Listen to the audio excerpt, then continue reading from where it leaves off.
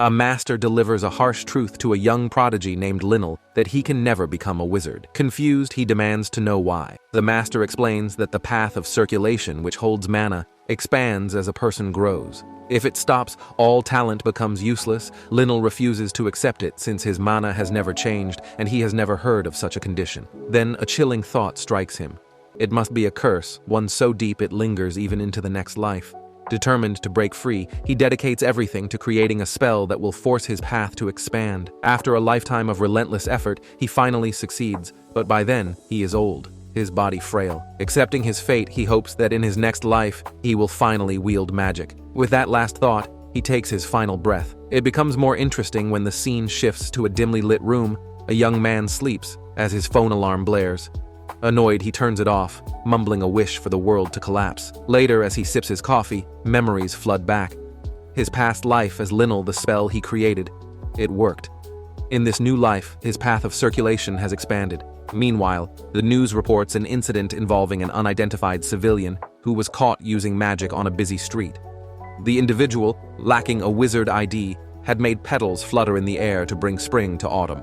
However, since magic usage is strictly regulated, the act was deemed illegal. Watching this, Sunal, the reincarnation of Linnell, scoffs at the absurdity of going to jail for something so trivial. He wonders when the Wizard Association will finally collapse. Unlike his past life, where magic was accessible to all, this world restricts its use to two categories: wizards under the Wizard Association or civil servants. He had aspired to become a wizard, but the association rejected him, claiming his magic was different. Left with no choice, he became a civil servant, though the daily grind of commuting is nothing short of torture. Just then, his phone rings. It's his team leader, checking if he is awake. Sunal responds begrudgingly, irritated by the early morning call. The team leader reminds him of a noise complaint filed last Friday, involving a Medusa. At the time, the complainant, a centaur, was believed to be overly sensitive, and since the noise level didn't exceed legal limits, the police had been unable to make an arrest. However, more reports have since surfaced, leading to a request for police cooperation. As a result, Sunal is assigned to investigate the situation. Annoyed, he questions why he has to handle it. But the team leader brushes off his complaints, teasing that this is a chance to showcase his extraordinary magic. Uninterested, Sunal refuses, suggesting that the matter be handled without him. Unfortunately, the team leader has already decided otherwise, casually informing him that he's taking a half-day off and has forwarded the address via text. Without waiting for a response, he hangs up the call. Sunal stares at his phone, exasperated. Once again, he finds himself wishing for the world to collapse. Sunal arrives at his destination by taxi, determined to resolve the matter quickly and return without delay. As he approaches the building, he presents his identity card to the two guards stationed outside, informing them that he is here regarding a complaint that was filed in coordination with the authorities. The guards acknowledge his credentials and escort him inside. Before he can proceed further, one of the guards suddenly collapses to the ground. The female guard beside him quickly reassures him, reminding him to stay calm as they are only here to investigate a report. Observing the situation, Sunal shakes his head, noting how people these days treat regulations as a joke. Facing an agitated Medusa without protective sunglasses is nothing short of reckless. His attention then shifts to a girl standing nearby. Her head is adorned with numerous snakes, marking her as a Medusa. Addressing her, Sunal introduces himself as a member of the Interspecies Complaint Resolution Special Division. However, before he can step closer, the girl warns him to stay away, insisting that she is not causing trouble on purpose. A brief explanation follows, revealing that she belongs to the species known as Dusa. Her unique trait includes strong protective instincts, and direct eye contact with her poses a high risk of paralysis, potentially turning others to stone. Sunal studies her carefully, wondering if she is a student. Excitement stirs within him at the thought, but his priority remains calming her down. Without hesitation, he casts a spell, though she seems unable to comprehend what is happening. Noticing a pair of protective eyewear lying on the ground, he picks it up and remarks on how Medusas are required to wear them at all times due to their abilities. However, he understands the inconvenience, acknowledging that these glasses are cumbersome and poorly designed. Hearing this, the girl, on the verge of tears, admits that even at school, she is ridiculed for wearing outdated glasses. Sunal agrees, pointing out how thick and expensive these designs tend to be. Without another word, he conjures a magical spell, forming a glowing array in the air. As he examines her, he realizes that she has shown remarkable self-restraint, which explains the strength of her mana. Unlike the widespread belief that intricate and ornate magic circles define powerful magic, he knows that such designs are nothing more than decorative traps for mana. True magic, in his eyes, is controlled through precise communication, not aesthetics. With that thought, 3 distinct eyewear designs materialize before them. He offers her the freedom to choose whichever design she prefers. After careful consideration, she selects one, to which Sunal praises her choice. His thoughts shift momentarily, reflecting on how a wizard's strength is measured by their vocabulary, knowledge that directly enhances their magical prowess. With a decisive action, he ensures that paralysis and petrification will no longer be an issue. Infusing the eyewear with his magic, he hands it to her, declaring the process complete. She hesitates, surprised at how quickly he crafted them. The Wizard Association, in comparison, would have taken at least 2 weeks. Sunal merely acknowledges the statement internally, confident that no wizard possesses a greater command of words than he does. To him, that is the essence of true magic. A short while later, his phone rings. It is his team leader, questioning a document that was just sent via text. As Sunal walks away, he explains that it is his report, along with a claim for additional compensation. Due to the cost of the glasses, he has slightly raised the amount. Additionally, he requests 2 extra hours for a special allowance. Confident that everything went smoothly, he assumes the team leader has already heard the news. The team leader protests, pointing out that he has not even finished work yet. Sunal, however, remains unfazed, reminding him that he was the one who had to handle the on-site investigation on a Monday morning. He flashes a satisfied smile. Before leaving, he casually entrusts the rest to his team leader, counting on him to manage things in his absence. Sunal enters a building where a heated argument is taking place. A centaur woman is shouting angrily, demanding to know why she is being stopped from filing her complaint. She questions whether they are implying she is being hysterical. Her species is identified as centaur, known for their highly sensitive nature. Observing the situation, Sunal sighs in frustration, wishing he could just go home. Pushing aside his reluctance, he asks what the issue is. A goblin named Li Rang steps forward, explaining that there is a problem with the complainant's magical tool. Sunal questions whether such tools should be taken directly to the Wizard Association for inspection. Li responds that they are, but in this case, the tool was processed incorrectly. Before their conversation can continue, the centaur suddenly lunges at Li in anger. However, Li effortlessly dodges her attack without breaking his conversation with Sunal. Amused by his skill, Sunal notes how effortlessly Li avoids danger while still maintaining a discussion. Deciding to handle the situation properly, Sunal suggests assessing the complainant's side of the story. Without hesitation, he sprays a harmless substance on the centaur. Alarmed, she demands to know what he is spraying her with. Calmly, Sunal assures her that it is completely safe, and there is no need to worry. Turning to Li, he takes full responsibility for the case and instructs him to focus on his own tasks. Relieved, Li thanks him, acknowledging that the situation could have escalated into serious trouble without his help. As Sunal watches him leave, he can't help but admire the remarkable magic of goblins. Despite having worked here for only a month since his transfer, there is still much he doesn't know about Li, making his change in attitude even more surprising. Sunal then takes his seat and invites the centaur woman to speak. Though he offers her a chair, she refuses, insisting that she is comfortable standing. Apologizing for causing a disturbance earlier, she explains that her anger reignites every time she thinks about what happened at the association. Without further delay, she presents the magical tool in question. Examining it, Sunal immediately recognizes it as a cosmetic product. He finds it surprising that the Wizard Association has expanded into such fields as well. The centaur continues her story, explaining that she had accidentally dropped the tool, causing it to get damaged. When she took it to the branch for free repairs, they refused, claiming that the marks on it indicated she had stepped on it. However, she insists that she never did. Instead of listening to her, they accused her, arguing that since she had 4 legs, she must have unknowingly kicked or stepped on it. They claimed that the magic circle embedded in the tool could not have broken unless there was a significant impact. Sunal quickly realizes what has happened. Rather than admitting their inability to repair the tool, The association is shifting the blame onto the customer. The centaur, accepting that the damage was initially her fault, still feels wronged by the discrimination she faced. Sunal agrees, acknowledging the unfair treatment. She then adds that a vampire standing right behind her had the exact same issue, yet the association believed them without question. The injustice irritates Sunal further. It becomes clear that the association is selectively treating its customers based on species. When he asks if this discrimination is why she came to them, she explains that people around her advised her to seek help from the Special Conflict Resolution Division. Sunal reassures her that she made the right decision. Their department specializes in resolving conflicts and discrimination between species, aiming to reintegrate interspecies individuals into society. If she has been treated unfairly due to her species, this is the best place for her to receive justice. With her consent, he takes the magical tool for inspection. As he casts a spell over it, the centaur looks on in surprise, immediately recognizing him as a wizard. Meanwhile, Sunal confirms his suspicion. The magic circle within the tool is deeply flawed. The connection between the pattern and the mana is weak, making it highly susceptible to damage. Even the slightest drop is enough to break it. He reflects on the fundamental nature of magic. It is meant to be a direct communication with mana.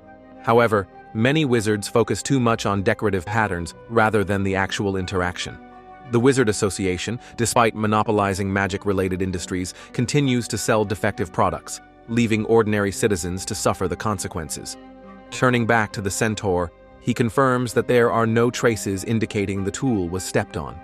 Overjoyed, she exclaims that she had been telling the truth all along. Sunal hands her a complaint form, requesting her to fill it out and submit the tool as evidence. Without hesitation, she agrees, even offering to leave it permanently since she no longer wants it. With a firm signature, she finalizes the complaint. Before leaving, she hesitantly asks if she would be allowed to return in case she faces another issue in the future. With a reassuring smile, Sunal welcomes her back anytime, assuring her that the complaints department is always available for help. After wrapping up his work, he steps into a taxi, feeling a rare sense of satisfaction. Despite the frustrations of handling an on-site case on a Monday morning, he cannot ignore the opportunities such incidents provide. From dealing with corrupt capitalists to being reminded of the unfair rejection of his dream to become a wizard, the day has been exhausting. Now, as he heads toward his next stop, he wonders if they will at least offer him a glass of water. Sunal enters the building and approaches a staff member, informing them that he has arrived from the special unit for resolving interspecies civil complaints. Upon hearing this, the staff member's demeanor immediately changes, asking him to wait. Observing the reaction, Sunal notes how different the response is simply because he mentioned the special department. Moments later, a man rushes in and introduces himself as Lee Jong-cheol, the branch manager. With a welcoming gesture, he invites Sunal to follow him. Inside a private room, both men take their seats. Jong-cheol, maintaining a formal tone, seeks clarification about the case, confirming whether a customer has reported racial discrimination at their branch. Sunal affirms the claim. Jong-cheol, appearing skeptical, insists that such a situation is unlikely, as their branch does not refuse service, whether it be free or paid. In response, Sunal acknowledges that providing service is indeed their duty, which is why the wizard department exists. However, as a representative of the complainant, he formally requests access to the recorded consultation file related to the case. Jong-cheol concedes that pre-repair consultations are recorded and offers to examine the magical tool. However, Sunal refuses, stating that he must listen to the recording first before presenting the tool. Internally, he anticipates how Jong-cheol will attempt to justify the situation. As the recording begins, a voice plays, capturing the conversation between the centaur customer and the wizard at the branch. The customer is heard apologizing for dropping the tool. However, the wizard immediately suggests that, given the centaur's multiple legs, it is possible they accidentally kicked it due to their naturally sensitive nature. The customer protests, questioning why their race is being brought into the discussion when they merely came for a repair. The wizard, unfazed, justifies the suspicion by insisting that, since they are a centaur, the possibility must be considered. Hearing this, Sunal cannot hide his disbelief. The words had been spoken outright, without any hesitation. Keeping his composure, he brings up another key point. The complainant also mentioned that a vampire customer who was next in line had a similar issue. Unlike the centaur, the vampire was immediately given a refund along with several discount coupons. This clear disparity in treatment raises serious concerns. Sunal then questions whether this was truly an isolated incident. If not, a deeper investigation may be necessary. At this, Jong Cheol visibly tenses. Admitting that there appears to have been an error on their part, he requests to inspect the magical tool to provide further explanation. Sunal, satisfied with the acknowledgement, grants permission, reminding him that the recorded file has also been provided as evidence.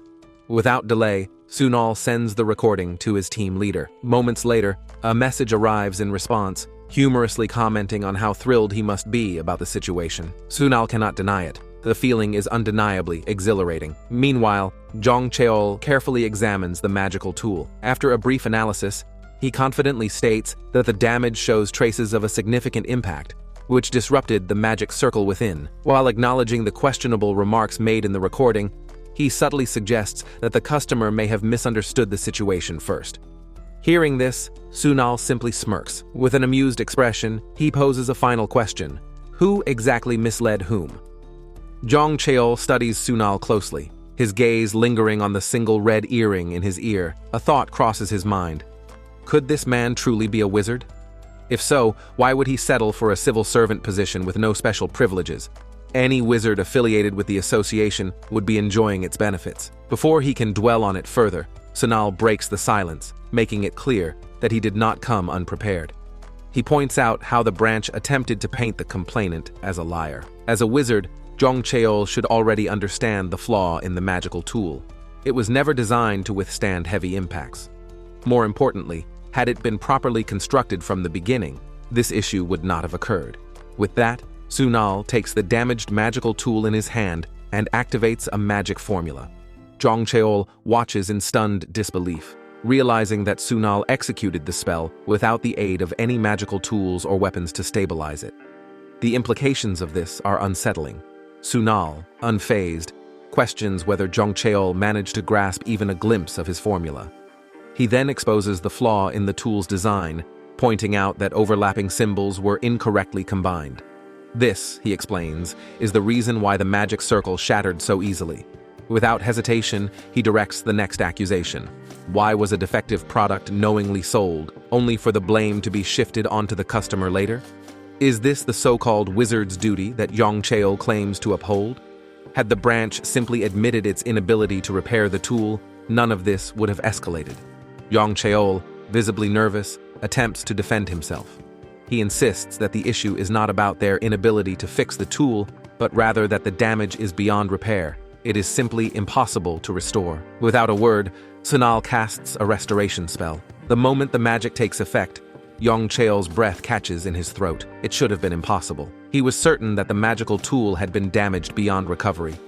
Yet, before his eyes, Sunal had accomplished the impossible. The realization sends him into a state of shock. The method used, it feels familiar, as if he has encountered it somewhere before. Suddenly, a wave of recognition washes over him.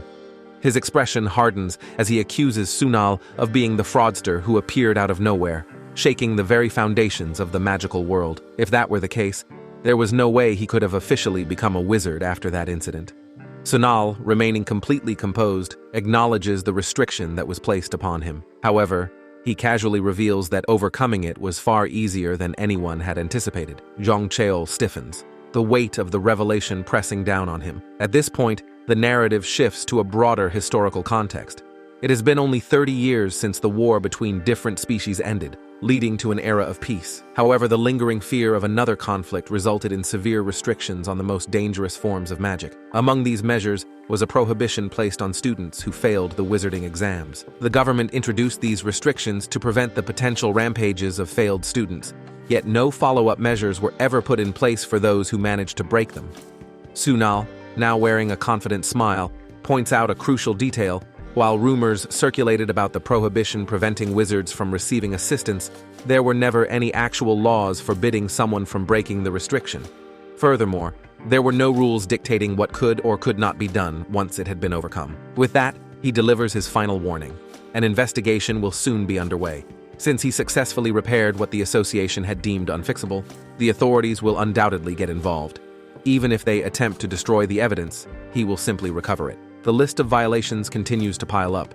breaching wizard duties, engaging in racial discrimination, obstructing and interfering with official work, and failing to uphold the responsibilities of a wizard. As the weight of these accusations settles over Yong Cheol, Sunal concludes with a final remark. Avoiding the consequences will not be easy. As evening settles in, Sunal lies on his sofa, exhausted from the day's events. He reflects on the ordeal, relieved that the day is finally over. In his mind, this had been the worst Monday ever. It was also the first time he had directly encountered the Wizards Association since becoming a civil servant. While it was fortunate that the complaint was handled swiftly, there was a lingering bitterness. He had hoped, even if just a little, that the association would improve over time. A question lingers in his thoughts. Was it wrong to want to change magic for the better? His only wish was to live in a world where magic was accessible to everyone. Just then, a message arrives on his phone. It's from his team leader, offering a simple acknowledgement. Good work today. A small smile forms on Sunal's face as he reads the message. Maybe this wasn't the worst Monday after all. Perhaps in a way it was his personal victory. He considers the thought for a moment and chuckles to himself. Maybe this was the best Monday ever. The next morning, the scene shifts to the office. A massive stack of paperwork sits atop Sunal's desk, an overwhelming sight that immediately frustrates him. The sheer volume of documents makes him exclaim in disbelief. The culprit behind this workload soon reveals herself. Adonal Ross, the team leader, a vampire known for her sharp wit. With a teasing expression, she explains that the stack consists of complaint-related paperwork. She had been on back-to-back business trips the previous day, and because of him, all the work had piled up. Sunal, still taken aback by the workload, questions why his pile is disproportionately larger than the others. Adonal only laughs in response. Looking to the side, Sunal greets Trisha, a fairy and one of his colleagues. She returns the greeting warmly. Curious, Sunal asks why her workload is significantly smaller despite also being on a business trip the previous day. Before Trisha can respond, Adonal places a hand on Sunal's shoulder, a mischievous glint in her eyes. She reminds him that he is their most competent worker and, more importantly, the creator of the magic scanner with top-notch security, far superior to the one developed by the Wizards Association. Sunal narrows his eyes at her, sensing where this is going. He demands to know what she's implying. Without hesitation, Adonal flashes a bright smile and announces that from now on she'll be relying on him.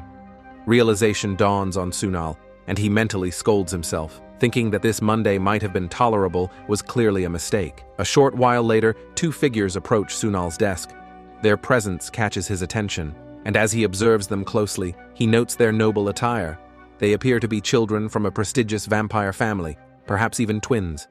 Before he can speak, one of them announces that they have been waiting for him. Sunal studies them for a moment, before responding.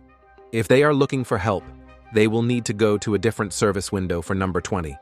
This response takes the young girl by surprise, and she immediately protests, demanding to know why. Sunal explains that everyone is required to wait in line without exception. Still unwilling to accept this, the girl insists that she specifically wants to speak with him.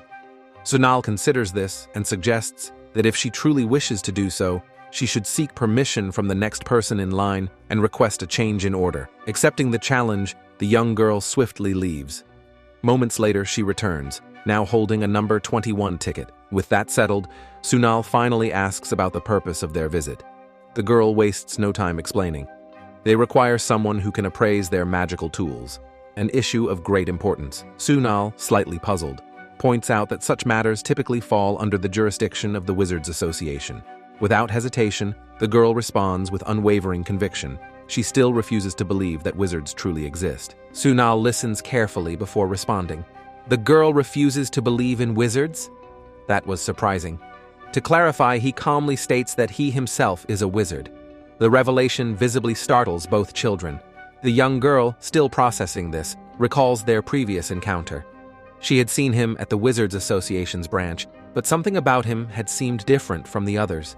Even the administrator had been acting strangely cautious around him. Her companion quickly agrees, adding that the administrator had practically been groveling in front of Sunal. He also points out Sunal's unique hair color, which makes him stand out even from a distance. As Sunal observes their reactions, he begins to piece things together. Had they chosen him for the consultation simply because he stood out? That seemed to be the only reason. His distinct appearance certainly made him hard to miss. It was yet another side effect of the linnal magic.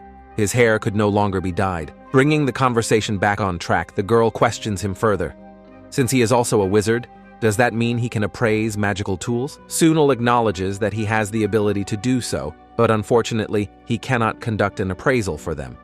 This response confuses the girl, and she immediately asks why. Sunal explains the distinction between himself and the Wizards Association. Unlike their wizards, who are permitted to use magic outside of work, civil servants are strictly limited. Their magic can only be used for resolving public complaints. Moreover, their department does not handle personal matters. The girl takes a moment to process his words before presenting an alternative. If the situation involved someone else, would that make a difference? Sunal clarifies further. There would need to be clear evidence that the issue was persistent or had been ongoing for several days. For instance, if someone was insulted once, it would be best to report it to the police. However, if the insults continued the next day as well, then it would fall under their jurisdiction, and action could be taken. The girl nods in understanding before declaring that she will file a different complaint instead. Without hesitation, she states that wizards have been forcing her to buy magical tools she does not need. This has been going on for more than 3 months. Hearing this, Sunal's thoughts race. Wizards had been coercing her into unnecessary purchases, and they had been doing this to children. The girl continues her explanation. The wizards had told her that, since she was still young, she would not understand all the complicated terms. They assured her that if she simply bought the tools, she would grow into a great vampire in the future. Believing in their words and aspiring to become stronger, she had purchased everything they recommended. After hearing this, Sunal offers a suggestion. In such a case, it would be better to report the matter to the authorities. The girl sighs in frustration. She has already taken that step, but the authorities dismissed her concerns. They had refused to take her seriously, simply because she was a child.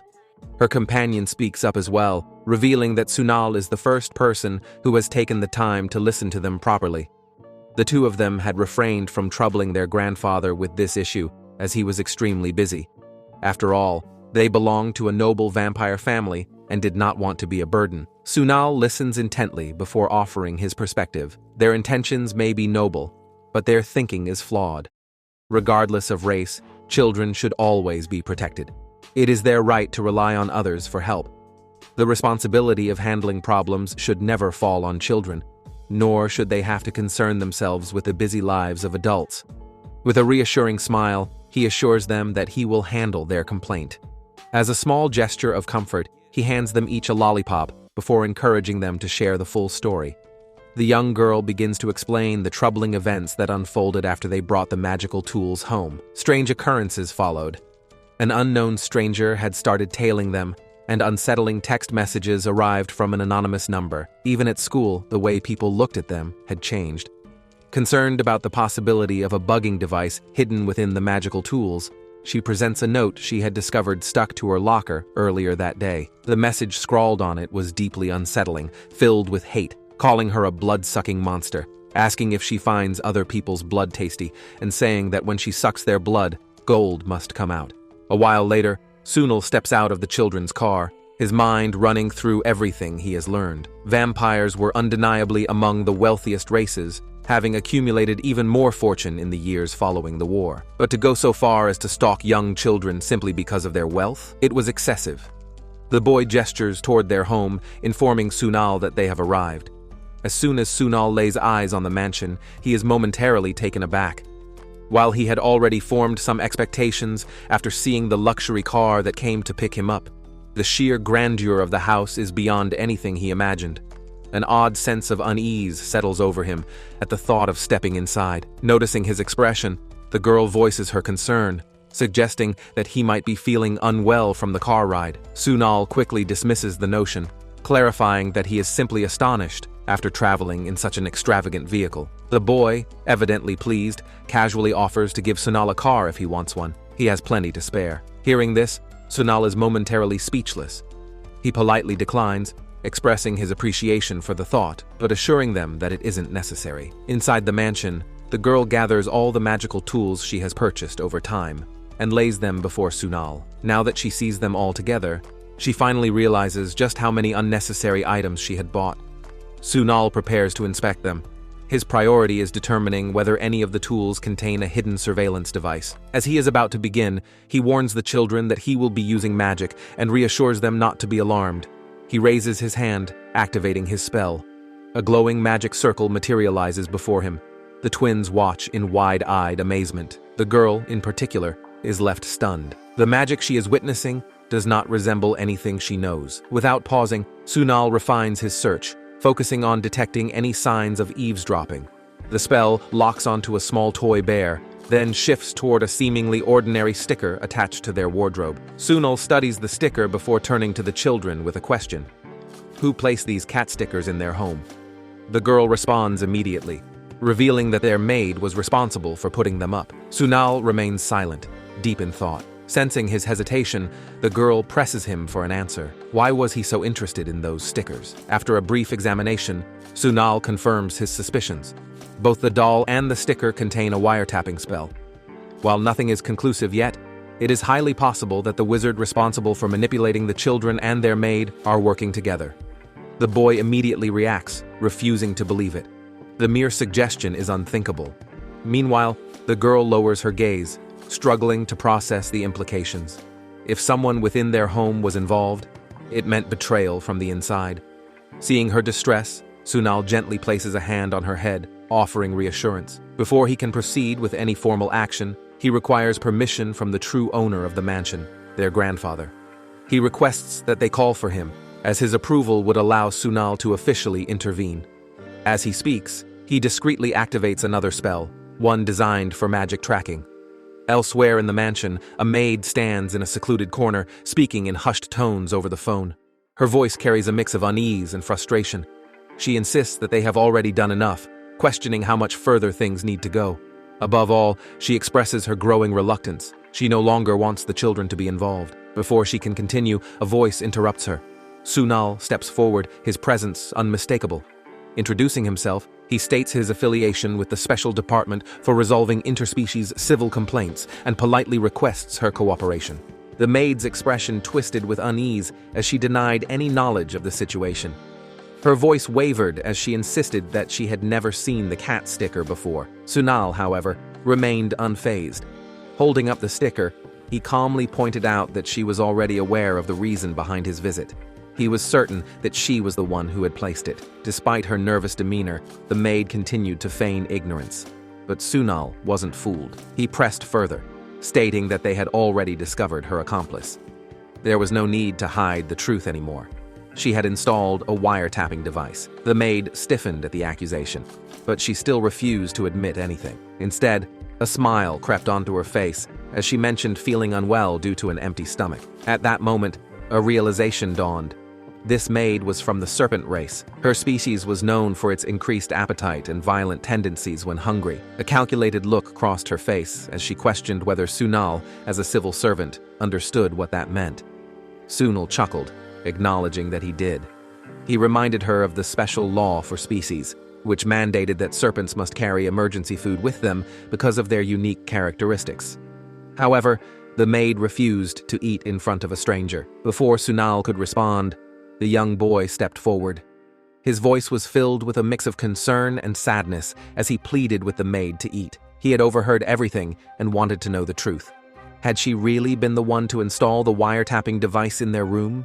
He recalled all the misfortunes that had befallen them, the unsettling note left in his sister's locker, the lingering distress in their home. Reaching out, he grasped the maid's hand, his words carrying an earnest plea. He assured her that she didn't have to continue doing these terrible things. Deep down, he believed she never truly wanted to harm them. His sincerity struck a chord, and the maid's tough exterior began to crack as emotion welled up inside her. Just then, an ominous sensation washed over Sunal. Without hesitation, he conjured a magical shield around himself. A sudden attack was deflected, crashing harmlessly against the barrier. The maid gasped in fear, instinctively pulling the boy into a protective embrace as she trembled. Sunal turned to her and urged her to look after the boy. Without wasting another moment, he activated his magic tracking ability. His eyes sharpened as he crouched low before launching himself into the air in pursuit of the attacker. His keen senses quickly locked onto a fleeing figure. In a swift movement, Sunal landed in front of the suspect, blocking his escape. His voice remained steady as he questioned whether this man was the maid's accomplice. The man, however, merely chuckled, feigning ignorance. Without warning, he hurled a bomb towards Sunal. Reacting instantly, Sunal activated his magic, enclose and block. Chains materialized from thin air, swiftly wrapping around the attacker, restraining him in place. The man struggled, his eyes widening in shock as he demanded to know what kind of magic this was. He was baffled by Sunal's ability to use magic without a magic circle. Sunal smirked, explaining that his magic was unique. Unlike conventional magic, his abilities required neither a magic circle nor spoken incantations. However, he added that many magicians in this era had developed similar techniques. The man's panic grew. Desperate to break free, he transformed into a massive wolf, baring his fangs as he lunged at Sunal. But Sunal remained composed. With a single swift slap, he sent the werewolf crashing to the ground. His expression remained calm, as he stated that since the suspect had continuously interfered with official duties, they were authorized to use force. Given that werewolves were known for their strength, this level of restraint seemed appropriate. The werewolf growled, demanding to be released immediately. Sunal, however, ignored his protests. Placing a firm hand on the creature's shoulder, he murmured a quiet apology. A moment later, the werewolf's body went limp as he lost consciousness. As Sunal stood over the fallen enemy, a thought crossed his mind. The best way to incapacitate a strong werewolf was to disrupt the flow of mana within their body. However, this incident had escalated far more than expected. Things were only getting more complicated from here. A short while later, Sunal approached the maid, informing her that he had successfully captured the bomb terrorist, a member of the werewolf species. The police had already taken him into custody, and an investigation would commence as soon as he regained consciousness. However, something about the terrorist's condition seemed unusual. Initially, Sunal had assumed the man was an accomplice, but upon closer examination, it became clear that he had been hypnotized. This led Sunal to a new theory. Hypnosis had played a crucial role in the incident. If that were the case, then the real culprit could potentially be a member of the incubus species. At that moment, the concept of the power of allure was introduced. This ability, unique to the incubus race, allowed them to manipulate those under their control entirely at will. Due to the immense danger this posed, the government imposed strict regulations on the allure power levels of the incubus species. Historically, before the interspecies war, the incubus race had been subjugated by vampires. Even in the present era of supposed equality, many incubi continued to harbor deep resentment over this past oppression. The maid, however, revealed something unexpected. Her accomplice was not an incubus, but a wizard. Sunal immediately connected this to the magician who had been selling magical tools to the two complainants. He asked if the maid was referring to the same person. She confirmed it, though she admitted she had never clearly seen their face, and, as a result, did not know what race they belonged to. However, she was certain that this magician had been the one tormenting the children. She then explained her circumstances, how her fierce appearance had caused her to lose job after job. It was during this time of desperation that the magician had appeared, offering to help her secure employment if she followed their orders. Sunal's thoughts began racing. It was evident that the magician had approached her deliberately from the start. But if they weren't from the incubus race, then what were their real motives? The note left in the girl's locker suggested a connection to financial matters involving the twins' grandfather. Determined to uncover the truth, Sunal asked the maid if she could reveal the magician's identity. With a heavy heart, she nodded. She was ready to tell him everything she knew. She acknowledged the harm that had already been done, and sincerely hoped that the two children would no longer have to suffer because of it. Sunal listened carefully before responding. He understood that she had faced her own unfortunate circumstances, but that didn't erase the mistakes she had committed. He urged her to take responsibility for her actions first. Once she had done so, she could come find him, and he would personally help resolve her grievances. Overwhelmed with emotion, the maid broke into tears and expressed her gratitude. As evening fell, Sunal made a call to his team leader, informing her that he was heading in. His team leader acknowledged his update, but cautioned him to be careful. Rivendell was notorious for being a rough place. She also mentioned that the terrorist, who had been under hypnosis, had been sent for further examination at Mestos Hospital near the community center. She assured him that she would relay the results as soon as they arrived. However, if anything urgent happened, he was to contact the police immediately. She reminded him to take care of himself before ending the call. As Sunal lowered his phone, he took a deep breath. With his objective clear in his mind, he prepared himself for the next step. It was time to uncover the real culprit. Sunal approaches a man who seems to have been expecting him. With a calm demeanor, the man acknowledges Sunal's arrival and invites him to sit, recognizing the long journey he has undertaken. As Sunal looks around, he notes that 14 objects in the room are reacting to mana. The consistency in their mana signature suggests that the man created them himself, indicating his skills as a wizard. Settling into his seat, Sunal questions whether the man had anticipated his visit. The man, unfazed, admits that while he couldn't be certain, he strongly believed Sunal would come looking for him. He knew curiosity about his identity would eventually lead Sunal to this place. As he speaks, he reveals his face, and Sunal is taken aback by what he sees. A vampire, but something about him seems off. Vampires do not age like humans, so why does this one appear different? Sensing Sunal's surprise, the man acknowledges his reaction. He points out that the vampire race ages slowly, making his appearance quite unusual. He then brings up an old superstition, that vampires grow younger and stronger by consuming the blood of their own kind. A realization dawns on Sunal as he begins to piece together the implications. The man confirms his suspicions. He is a vampire who was cast out by his own kind and drained of his blood. The reason for this betrayal is clear. He had chosen the path of wizardry, something pure-blood vampires despised. Even though peace had been restored after the war, resentment towards wizards still lingered among vampires. Sunal, curious, questions if vampires haven't already integrated into wizardry. The man explains that those are only half-bloods, not pure-blood vampires like himself. Pure-bloods do not accept half-bloods as their own. However, his case was different. He had willingly become a wizard despite being a pure-blood. Because of this, he was cast aside, treated as a disgrace, much like Sunal himself. Hearing this, Sunal is momentarily taken aback. The man's words hint at something deeper. When pressed for clarification, the man reveals that he has known about Sunal for quite some time. From the moment Sunal appeared at the Wizards Association, he had recognized his extraordinary magic. The man had fervently hoped he wouldn't share the same fate, fearing the tragedy of being a wizard, yet not truly accepted as one. Despite the man's story, Sunal refuses to let the conversation stray from the real issue. Rising from his seat, he accuses the man of placing surveillance devices to threaten children. Regardless of his past or reasons, he had used others for his own purposes and put innocent lives at risk. The man, however, insists that he had sought help before. He had even approached the police, but without evidence, his pleas had been ignored. Sunal remains unmoved. There is enough proof against him this time, and he won't be able to escape the consequences. The man then claims he had also reached out to the Wizards Association, but they had turned their backs on him, dismissing his case under various pretexts. Sunal, having heard enough, warns him not to make any more excuses. He intends to compare the man's mana with the traces found in the magical tools from the mansion.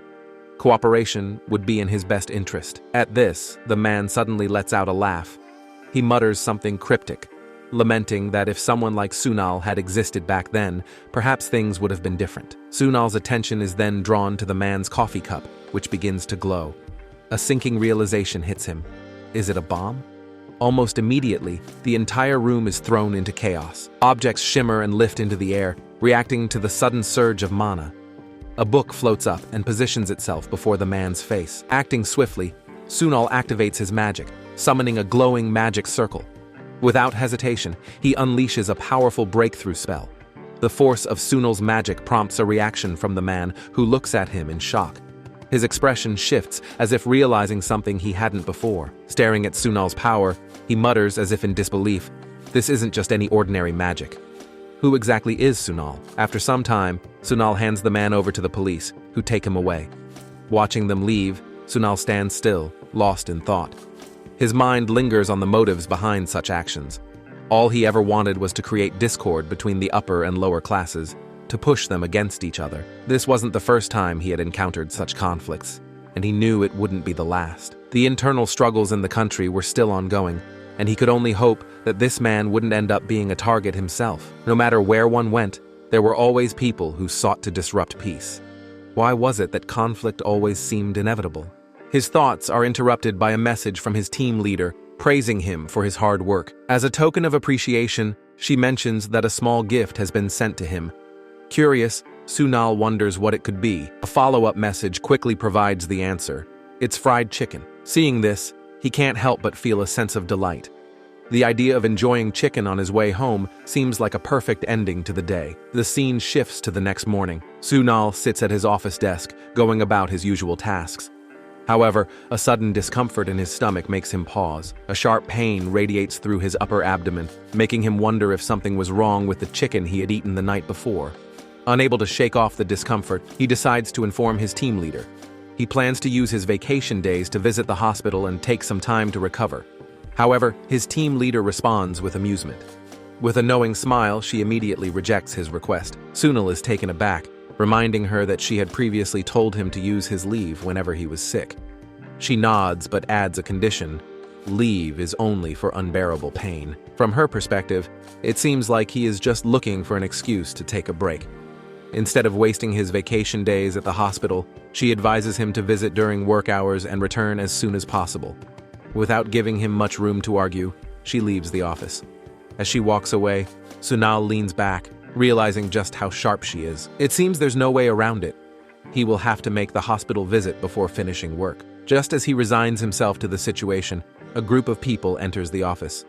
Their presence immediately puts him on edge. One of them steps forward and directly addresses him. Without any hesitation, the man confirms Sunal's identity and requests a moment of his time. The man standing before Sunal wastes no time in stating his complaint. He explains that he was scammed by a wizard simply because he belongs to the vampire race. The wizard had charged him an excessive amount, relying on the common stereotype that vampires are wealthy. Frustrated, he questions whether this wouldn't be considered racial discrimination. Sunal, remaining composed, points out that arriving with bodyguards in such a manner could lead to misunderstandings. However, if he was indeed overcharged solely because of his race, then it would certainly qualify as discrimination. The man insists that it was exactly the case. He was unfairly targeted simply for being a vampire. Despite understanding the situation, Sunal reminds him that such claims require proper verification.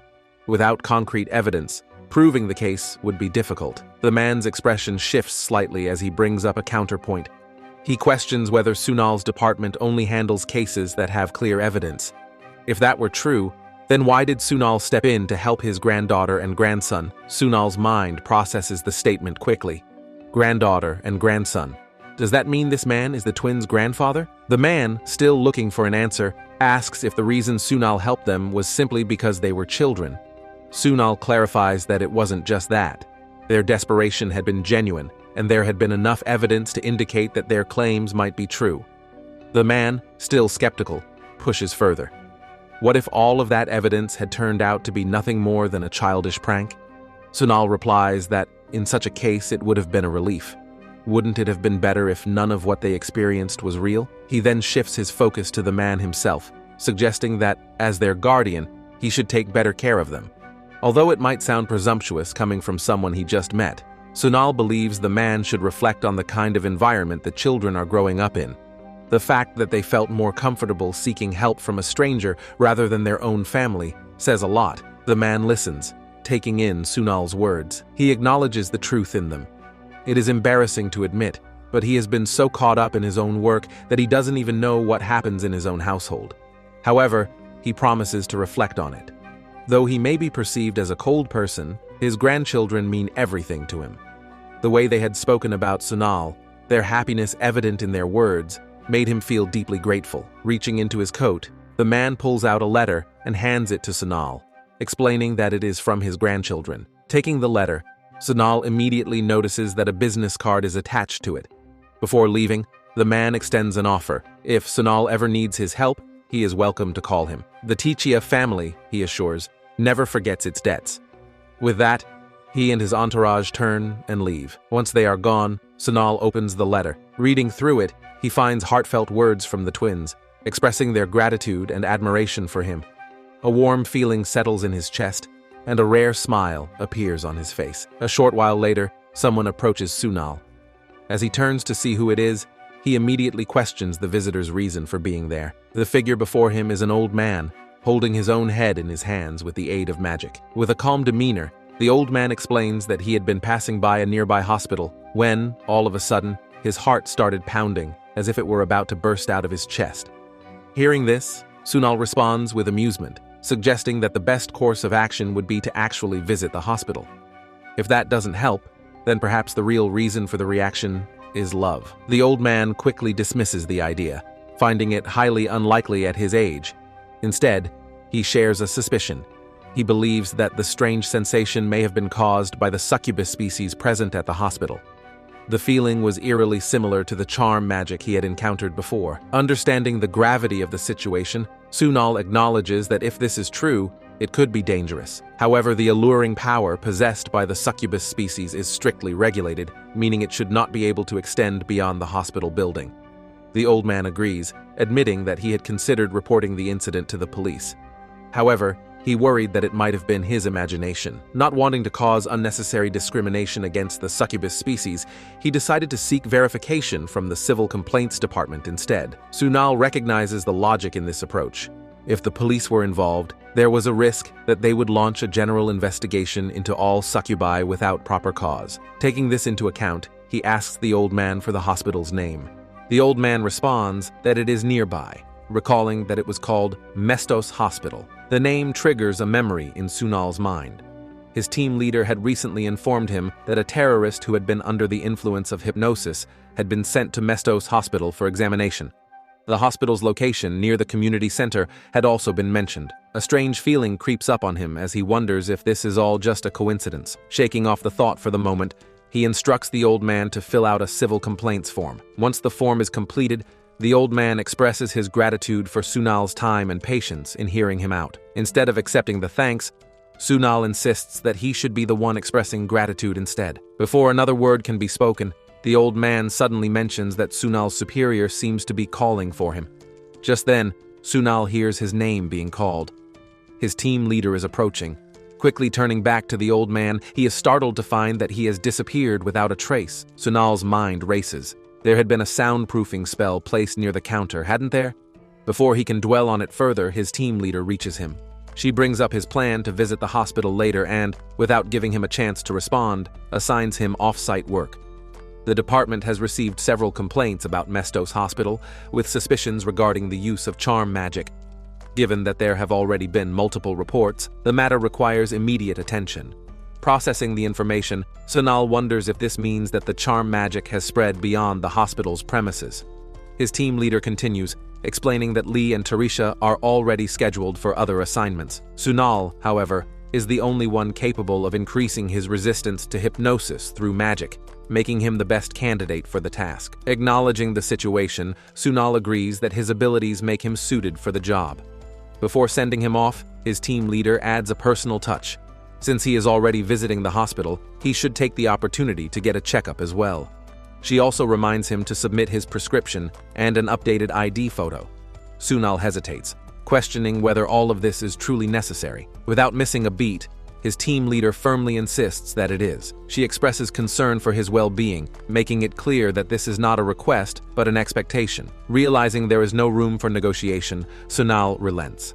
He decides to complete the investigation as quickly as possible so he can leave work right away. Upon arriving at Mestos Hospital, he is met with an unsettling sight. The place is already crowded with people, many of whom seem visibly affected. Even without close inspection, it is clear that they are under the influence of charm magic. A sense of frustration builds within him as he wonders what the police have been doing. Even a simple patrol should have been enough to detect that something was wrong. Without wasting any time, he activates a spell, block-off charm, and enchantments. The protective magic takes effect as he observes his surroundings. With everything unfolding in front of him, he begins to question whether he will even be able to get his checkup today. Inside Mestos Hospital, the situation appears far worse than Sunal had initially expected. Almost everyone seems to be under the influence of charm magic. Observing the affected individuals, he realizes that his first step should be to measure the power of the charm using a specialized device. Activating the device, he checks the reading, 49. The result leaves him puzzled. While the regulation limit for charm influence is 50, the effect within the hospital is overwhelming, clearly surpassing that threshold. Yet, the reading remains just below the limit. Something doesn't add up. His eyes land on a nearby air purifier. Deciding to investigate, he uses his magic to analyze its properties.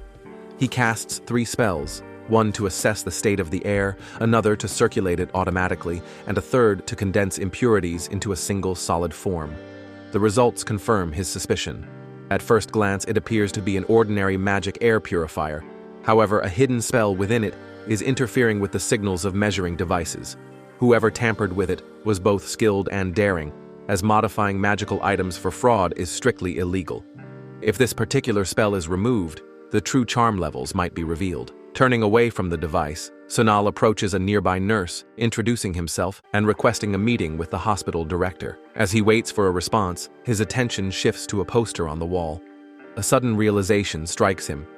Tichia Mask. That was the name of the mask, wasn't it? Tichia is a renowned company specializing in magical masks and cosmetics. Could it be that Mr. Dwen and the twins are from that Tichia family? Before he can dwell on the thought, a doctor seated nearby addresses him, bringing up the issue of the charm levels. Confirming that this is indeed why he is there, Sonal explains his findings. Despite the measurement results not exceeding the regulatory limit, the sheer number of affected patients both inside and outside the hospital indicates something unnatural. Using magic, he discovered that the air purifiers had been tampered with, causing interference with the measurement devices. The doctor seems taken aback, immediately denying any involvement. He insists that the hospital had recently undergone an inspection by the Wizard Association and had even requested an independent measurement from the police. Sonal remains firm. He informs the doctor that the true culprit, whoever tampered with the purifiers, will be revealed through CCTV footage. He demands access to the recordings, along with the current locations of all succubus staff and patients for further verification. The doctor hesitates, expressing concern about sharing personal information. In response, Sonal reminds him that the Civil Complaint Office holds investigative authority and citizens are legally obligated to cooperate. The request does not involve personal details, but merely the locations of specific individuals for immediate action. Cooperation is necessary before the situation escalates further. The doctor, realizing the seriousness of the matter, complies. Stepping out of the office, Sonal takes a deep breath. Now that he has the general locations, it's time to start searching. Holding a sheet of paper in his hand, he casts a spell. The paper folds and transforms into a small animated dog made entirely of paper.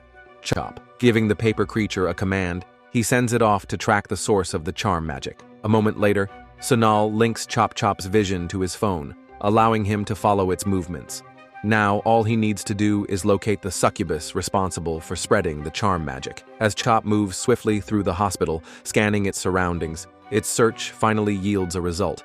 It spots a female doctor on the 3rd floor. Watching the live feed on his phone, Sonal's eyes narrow.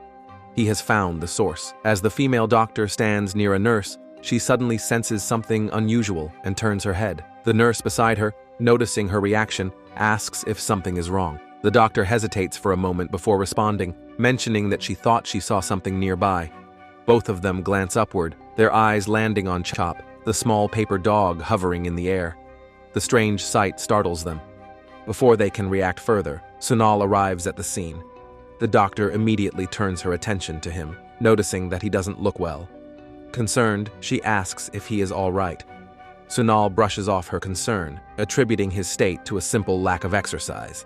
He then formally introduces himself and explains the reason for his visit. A complaint has been filed regarding the uncontrolled spread of charm power both inside and outside the hospital. To prevent further complications for the succubus species, he requests their cooperation in resolving the matter as quickly as possible. At this moment, the doctor's identity is revealed: Maeve Triane, a succubus. Listening to Sonal's explanation, Maeve appears frustrated. She informs him that the hospital has already conducted multiple checks, both the previous day and the day before that. Despite repeated inspections, the suspicions continue. How many more times must they be subjected to this?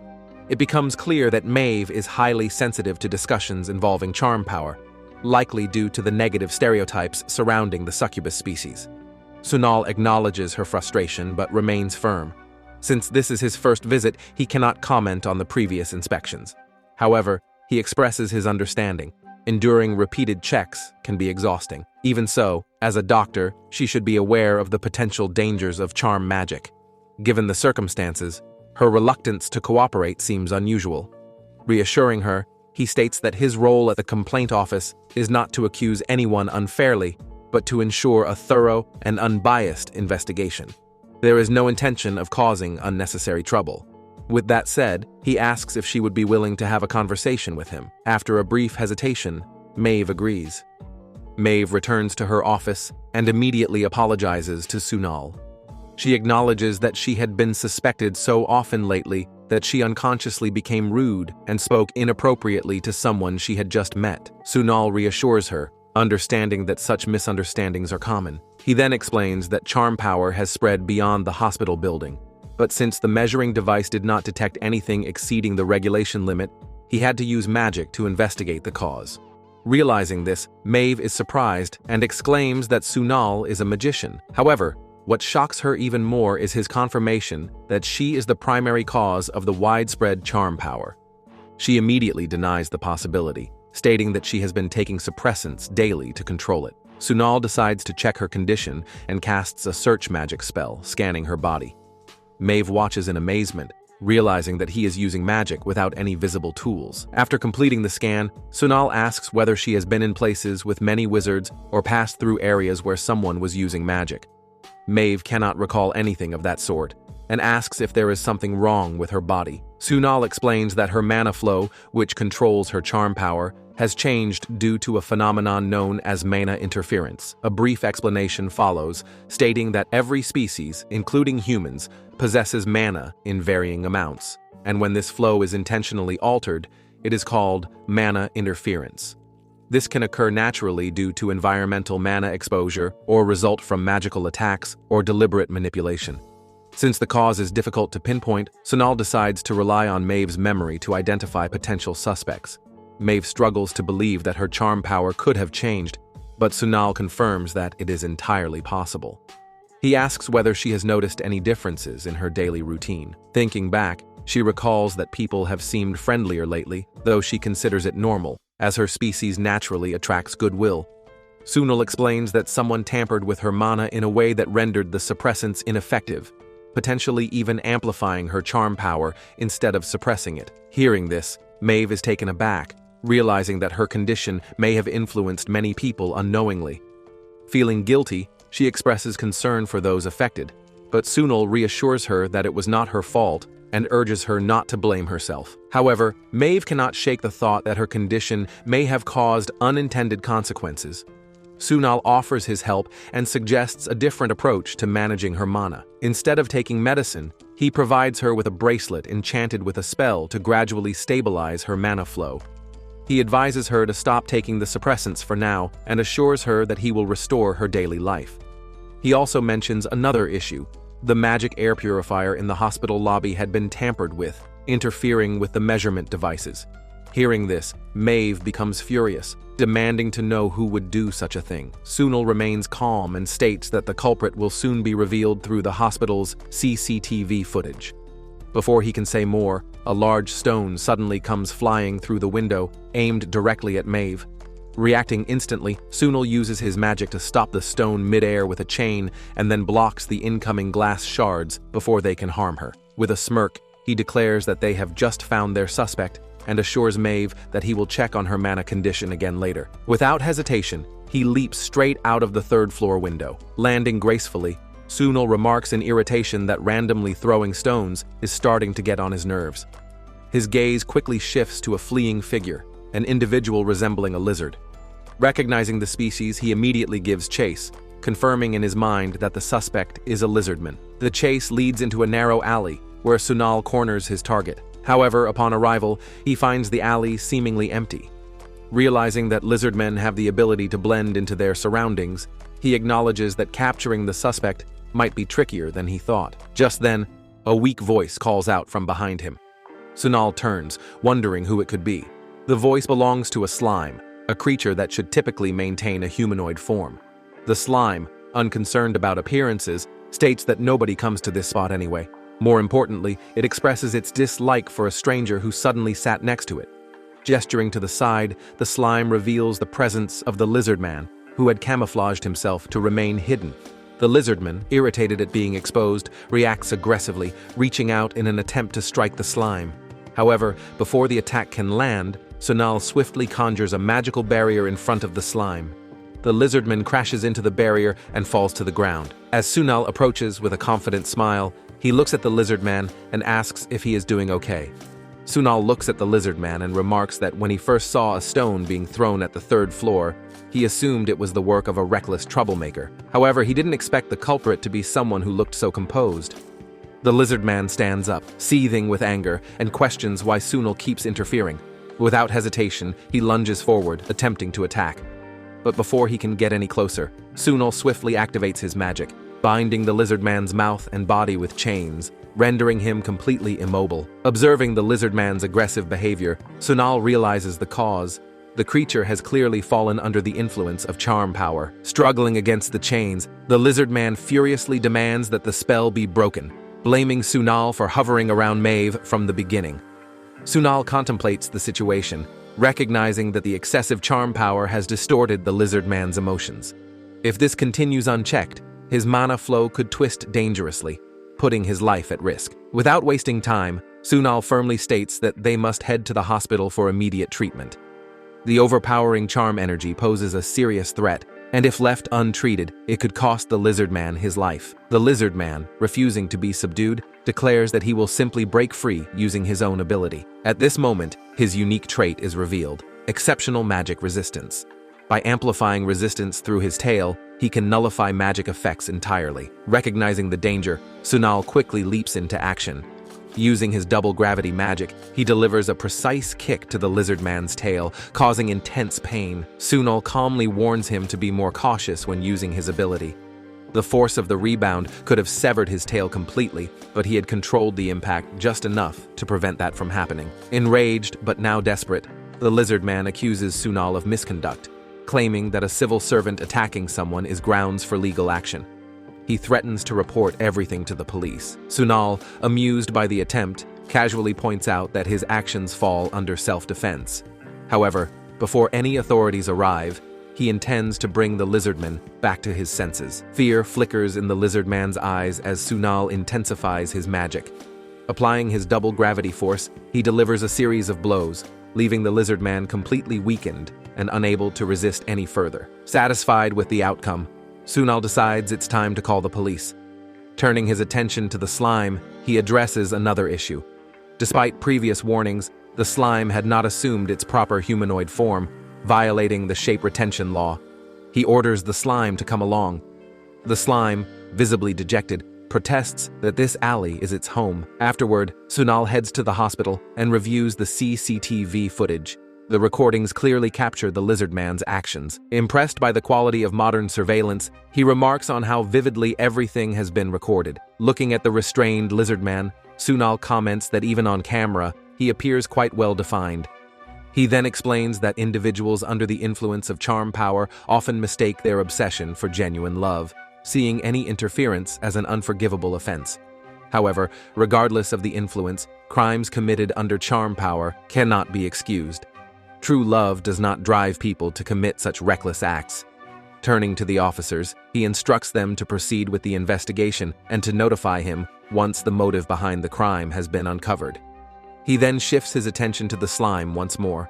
Although the creature had violated the shape retention law, it had also played a crucial role in resolving the case. On that basis, Sunal requests leniency.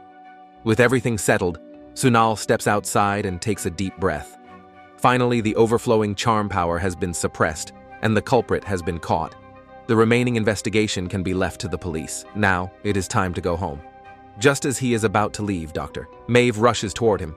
Seeing her approach, Sunal reminds her that there was no need for her to come. Maeve, however, insists that the lizard man is also a victim of her power. Sunal dismisses the concern, stating that if the lizard man truly loved her, he wouldn't have acted in such a reckless manner. There is no need for her to carry the burden of his actions. She should simply brush it off and go home. Maeve acknowledges his words, but explains that she is still on duty. After hesitating for a moment, she thanks him for reassuring her that none of this was her fault. She then asks if he can spare a moment. Confused, Sunal asks what she means. Without hesitation, Maeve informs him that he has gastritis. Caught off guard, Sunal stares at her in surprise. Maeve continues, instructing him to take his prescribed medicine on time and to avoid alcohol for a while. Spicy and irritating foods should also be avoided, as his condition could become chronic if neglected. She then asks if he experiences a lot of stress in his daily life. Sunal sighs, admitting that stress is a regular part of his routine. Maeve firmly advises him to follow the treatment plan, as this is not a condition that will improve overnight. Still in disbelief, Sunal asks if he really cannot drink alcohol until then. Maeve confirms that not even a single drop is allowed. Hearing this, Sunal is left speechless. Sunal is lying on his sofa, exhausted. Just as he starts to doze off, his phone rings. He glances at the screen and sees that it's a call from his team leader. Regretting his decision to stay up late playing games, he sighs and picks up the call, greeting her with a tired hello. The team leader apologizes for calling so early and asks if he had given permission to someone named Tutun to stay in their office. Confused, Sunal asks who Tutun is. The team leader admits that she doesn't know either. A slime named Tutun had shown up at the office, claiming that Sunal had allowed him to stay. At first, Sunal denies knowing any slime, but then a realization hits him. Recalling the slime from the other day, he mutters in disbelief. Without wasting time, he rushes to his office. As soon as he arrives, the slime, now sitting comfortably, brightens up upon seeing him and eagerly states that he has been waiting. The team leader is also seated nearby, observing the situation. Sunal, still processing the situation, asks why the slime had been waiting for him. Tutun explains that he lost his home and had come seeking help in finding a new one.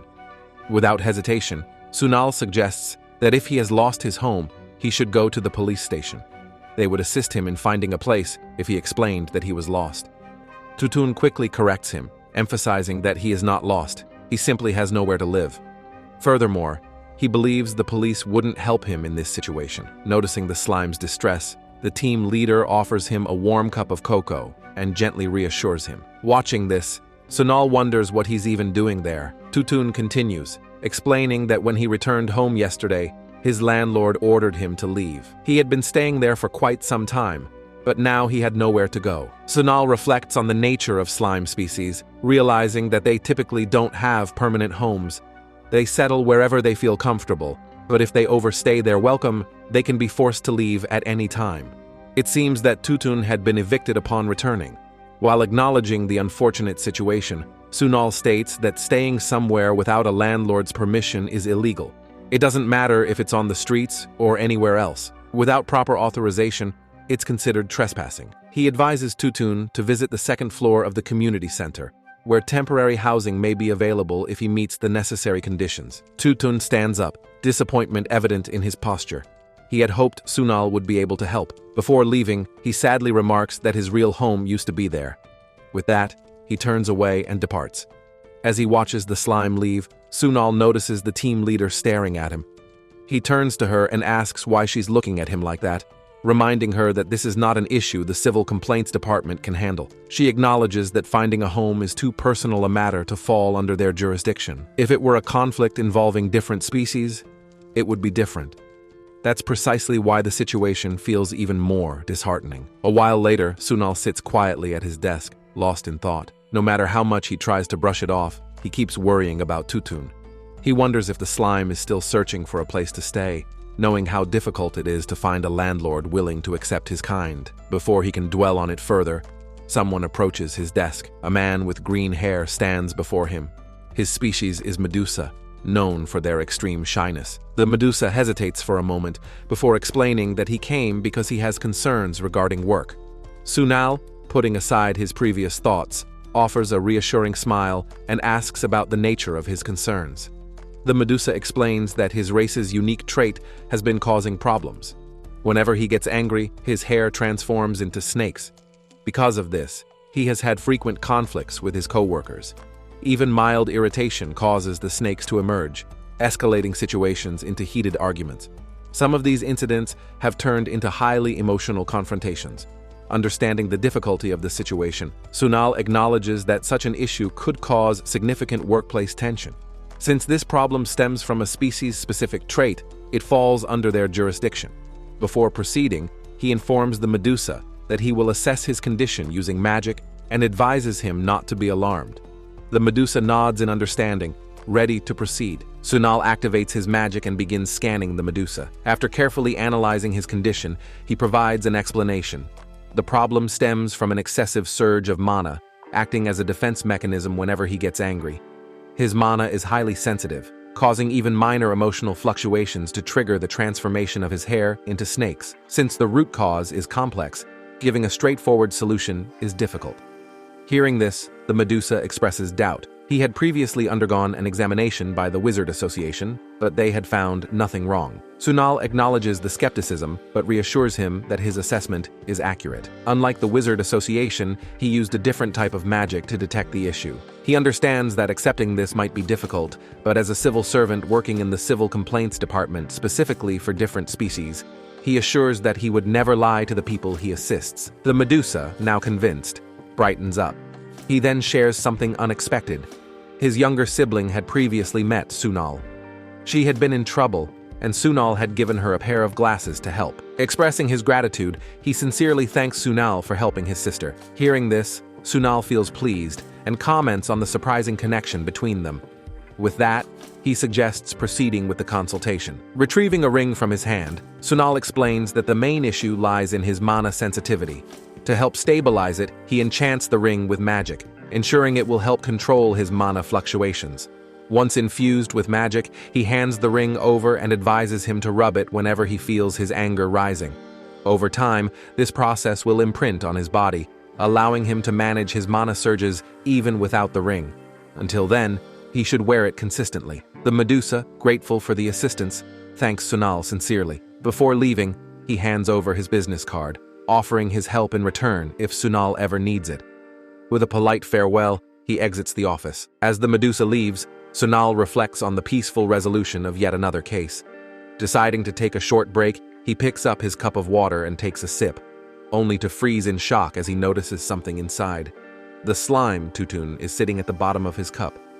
Sunal's eyes narrowed as he glared at Tuntun, frustration evident in his voice as he questioned the slime's presence.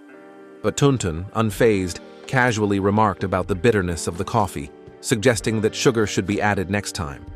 His nonchalant attitude only added to Sunal's irritation. Maintaining his composure, Sunal reminded Tuntun that they had already discussed this matter before. Finding a home was a personal issue, something beyond the jurisdiction of his department. Yet Tuntun was adamant, insisting that this was not a personal concern and that he was not foolish enough to make such a claim without reason. Sunal remained skeptical and pressed further, questioning how searching for a home could be anything but a personal matter. He then inquired whether the place Tuntun referred to was the home he had lost. At this, Tuntun's expression shifted slightly, and he asked if Sunal truly believed his claim. Without hesitation, Sunal affirmed his belief, stating that he always trusted the words of those who sought his help. However, he requested that Tuntun provide more details about the situation. Overcome with emotion, Tuntun suddenly embraced Sunal, expressing gratitude for believing him. Sunal, though slightly taken aback, brushed it off, telling him that thanks could come later. With a more serious tone, Tuntun then explained his predicament. He insisted that he had never harmed anyone, yet he was labeled a bad slime and forcibly thrown out of the place he once called home. When Sunal asked who had driven him away, Tuntun admitted that he could not recall the exact details, as fear had clouded his memory. Only a few months had passed, but the trauma remained vivid. Processing this information, Sunal realized that these events had occurred before he started working there. Without first-hand knowledge, he would need to investigate further. Setting the matter aside for the moment, he assured Tuntun that they would discuss it later. Sunal then approached Tarisha, hoping to gather some information. He confirmed with her that she had been working there for just over a month. She quickly responded with precision. 39 days, to be exact. This made Sunal realize that she was unlikely to have any knowledge about the incident. As he mulled over the situation, he casually mentioned that he had encountered a minor crisis that day. Tarisha, however, reacted with visible shock. Without wasting a second, she called for Lee, urgently informing him that Sunal was facing a crisis. Lee, equally surprised, wasted no time in escorting Sunal to the team leader. Upon their arrival, Lee immediately relayed the news, declaring that Sunal was in crisis.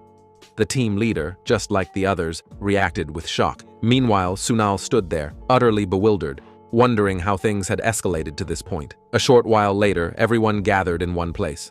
The team leader, smiling, turned to Sunal and asked if he was thinking of resigning. Sunal, without hesitation, responded that he had no such intentions. Tarisha, looking slightly embarrassed, quickly apologized, admitting that she had misunderstood the situation. The team leader reassured her that it was fine and that there was no need to worry.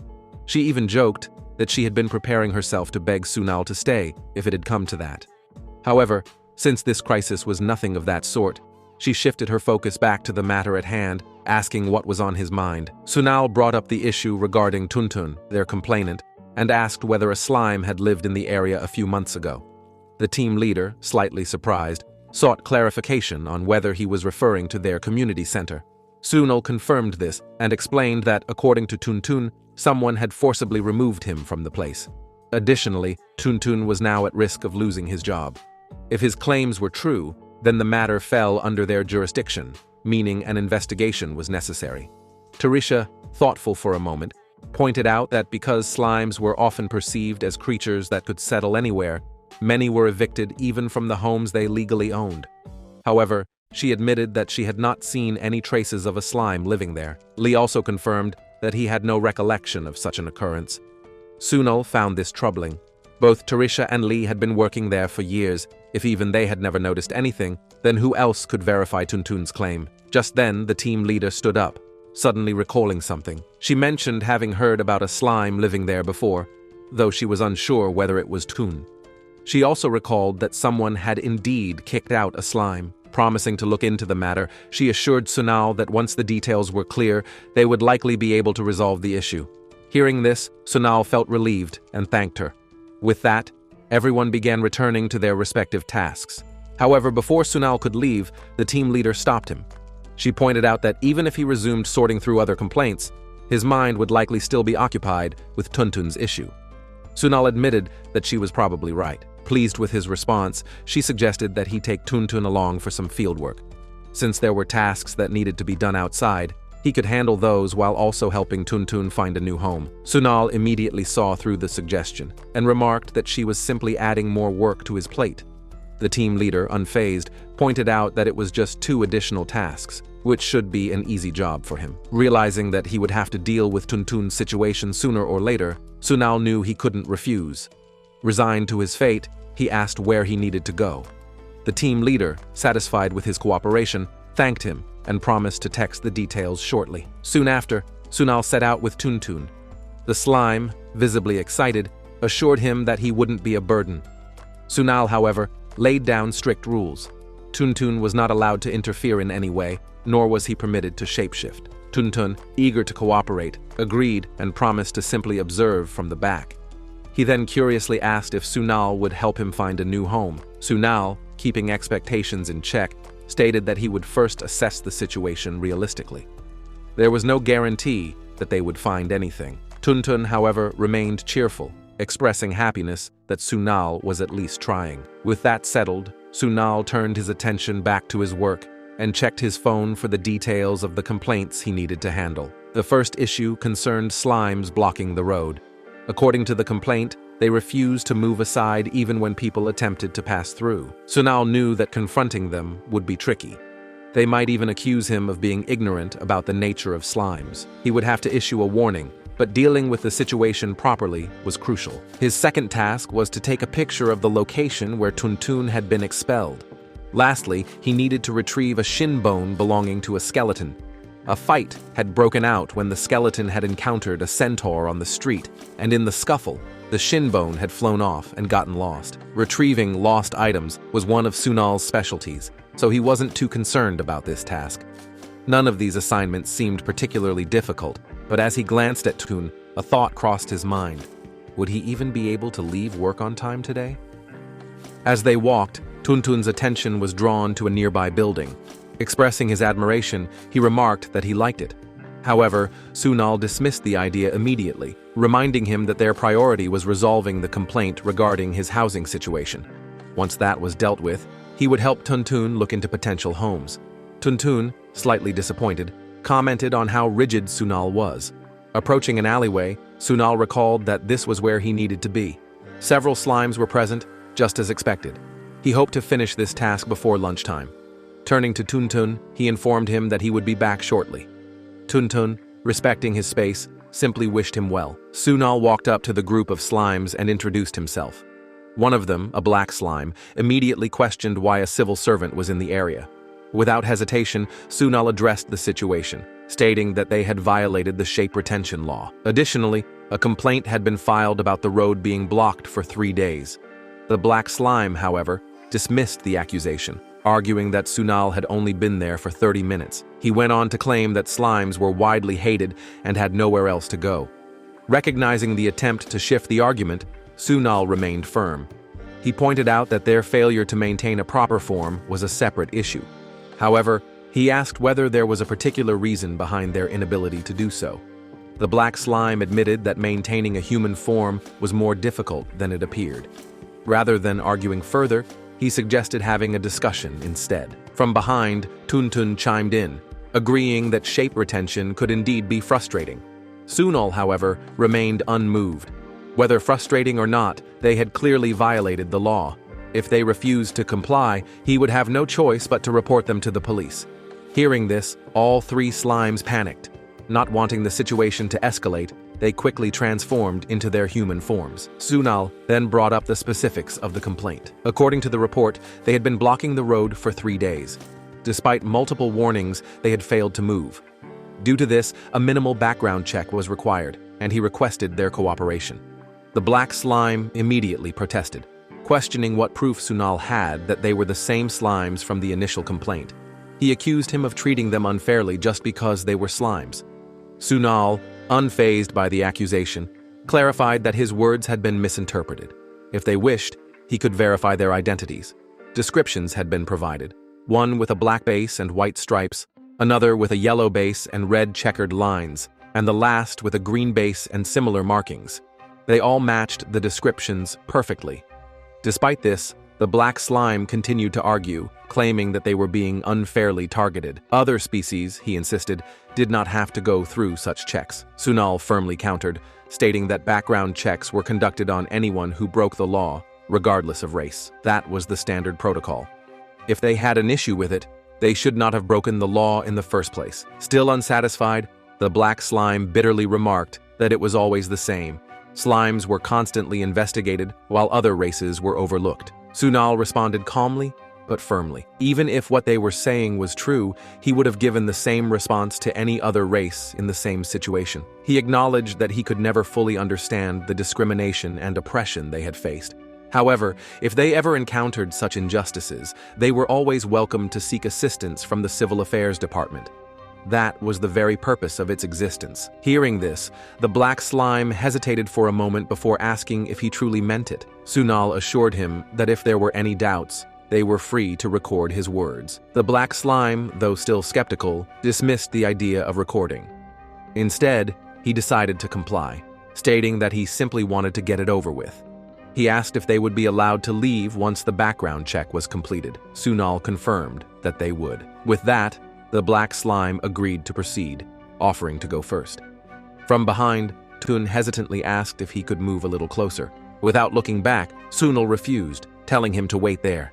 He then added that after finishing this task, they would go grab a meal. The team leader had given him the department card and specifically instructed him to treat Tun to something delicious. Tun, excited by the idea, pointed toward a nearby rock and asked if he could eat it instead. Given the nature of slimes, they were capable of devouring almost anything. Shaking his head, Sunal pulled him along, reminding him that since they had the card, they should use it properly. Before long, the two arrived at a restaurant and ordered a large amount of food. As the dishes were placed in front of them, Tun was visibly surprised by the sheer quantity. Sunal assured him that he could eat as much as he wanted. If it wasn't enough, they would simply order more. Hearing this, Tun happily expressed his gratitude and immediately began eating. Meanwhile, Sunal found himself lost in thought. It had been a long time since he had a proper lunch. More often than not, he ate hurriedly, as if he were constantly being chased.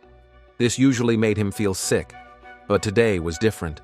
He could finally enjoy his meal in peace, a rare luxury. He wished he could do this every day. As they ate, Tun suddenly spoke up. breaking the silence. Curious, Sunal asked what was on his mind. Tuntun hesitated for a moment before expressing a thought that had been lingering. If he couldn't find a proper place to stay, he wouldn't mind settling down here instead. Understanding the sincerity in his words, Sunal decided to take action. If there was a chance, he would at least ask. Getting up, he approached the restaurant manager and inquired whether a slime could take up residence there. The manager, however, shook his head.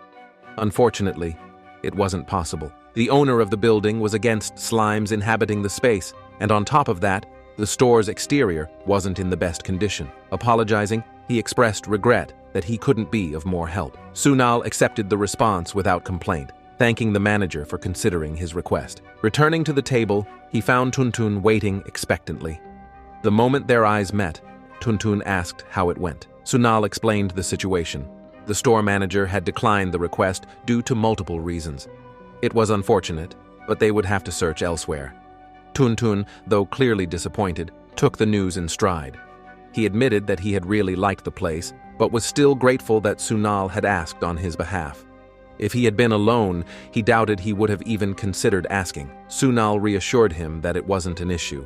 Helping others was his job. He was confident they would find another place Tuntun liked. And if they did, he promised to ask again and again, as many times as needed. Sunal approached the first person, hoping for assistance, but was met with immediate refusal. The man explained that his own situation was already difficult. Undeterred, Sunal moved on to the next person and then another, yet each response remained the same: rejection. Frustrated, he reflected on the repeated refusals. The perception of the slime species was far worse than expected. Their tendency to settle anywhere often led to complaints, further deepening the prejudice against them. This ongoing cycle had significantly increased the unemployment rate among slimes. Despite their essential role in handling tasks that others avoided due to dirt and contamination, their contributions were overlooked. The dissolved liquid they secreted possessed purifying properties, making them invaluable in such work. In return, they received certain benefits from the government, such as lower interest rates and additional housing support. However, their ideal homes were not apartments, making their search for a place to live even more challenging. Sunal found it disheartening that rejection had become so normal for them that they barely showed any sadness over it. Accepting that their search had yielded no results for the day, Sunal informed Tuntun that they would have to stop for now and move on to their next case. Tuntun remained unfazed, acknowledging that finding a place so quickly had been unlikely from the start. With that, they parted ways, and Sunal continued toward the location of the second complaint, a case involving the retrieval of a skeleton's shin bone. He intended to resolve it swiftly, so he could return to the office and report his findings. Activating his magic ability Seek, he grasped a bone fragment from the complainant and used engrave magic to track it. The spell directed him toward a shop, a location that immediately struck him as unusual. It was no surprise that others had failed to locate it. Just as he made this realization, Tuntun appeared behind him, inquiring about the bone's whereabouts. Sunal confirmed that he had found it. At that moment, an unusual sensation washed over him, the unmistakable presence of charm magic. Without hesitation, he sprinted forward, casting wind spread out to extend his detection range. The feeling was strikingly familiar, one he had encountered before. His mind flashed back to a past confrontation with a lizard man who had accused him of interfering with Maeve. The memory solidified his suspicion. Maeve's powers had not been solely responsible for the situation. Instead, another demon had been orchestrating events from the shadows, controlling the lizard man and manipulating the narrative. Meanwhile, a woman exuding charm magic stepped onto a bus. Arriving at the scene, Sunal realized that the trail ended there. The traces of magic disappeared entirely at that point. Wasting no time, he snapped a picture of the departing bus with his phone. Tuntun, now present again, questioned what was happening, but Sunal was already making a call to his team leader. He requested immediate police assistance to track the succubus seen boarding the bus, emphasizing the urgency of the matter. Upon returning to the office, Sunal was met by the team leader, who informed him that cooperation had also been requested from the hospital. The lizard man, having provided false testimony, would soon be subjected to another interrogation. Guilt weighed on Sunal as he admitted that his hasty judgment had contributed to the situation. However, the team leader reassured him that no one could have foreseen the truth in such circumstances. Despite that, Sunal couldn't shake the feeling that if he had been more suspicious earlier, the outcome might have been different. Sensing his frustration, the team leader reminded him that the Civil Affairs Department functioned as a team. With Teresha and Lee handling other complaints, there was no need to shoulder everything alone. Besides, nothing irreversible had happened yet. Acknowledging this, Sunal agreed, though the unease lingered. Shifting the focus, the team leader turned to Tuntun with another task. A list of individuals who had worked at the community center during the relevant period had been compiled. A few names had already been shortlisted, but the team leader believed that Tuntun might recognize someone if he reviewed the rest himself. Sunal hesitated, pointing out that Tuntun had previously mentioned not remembering faces. However, the team leader countered that seeing the photos might trigger a memory. Sunal suggested looking for additional witnesses instead, as there had been no CCTV in the area at the time. Before he could finish, Tuntun suddenly shouted, pointing at a particular person on the list. There was no doubt. This was the man who had kicked him out. He had done nothing wrong, yet this person had treated him unfairly. Alarmed, Sunal took the paper from Tuntun and examined the photo closely. Was this truly the person responsible? Sunal turned to Tuntun, ensuring he had calmed down. Though startled by his outburst, he understood the emotions behind it. There was no need for an apology. Tuntun had been treated unfairly, making his reaction justified. However, there was still something he had tried to say earlier. Tuntun recounted the events of that day. Someone had suddenly collapsed near his home, prompting him to rush over and offer help. But before he could do anything, a man appeared and accused him of being a murderer.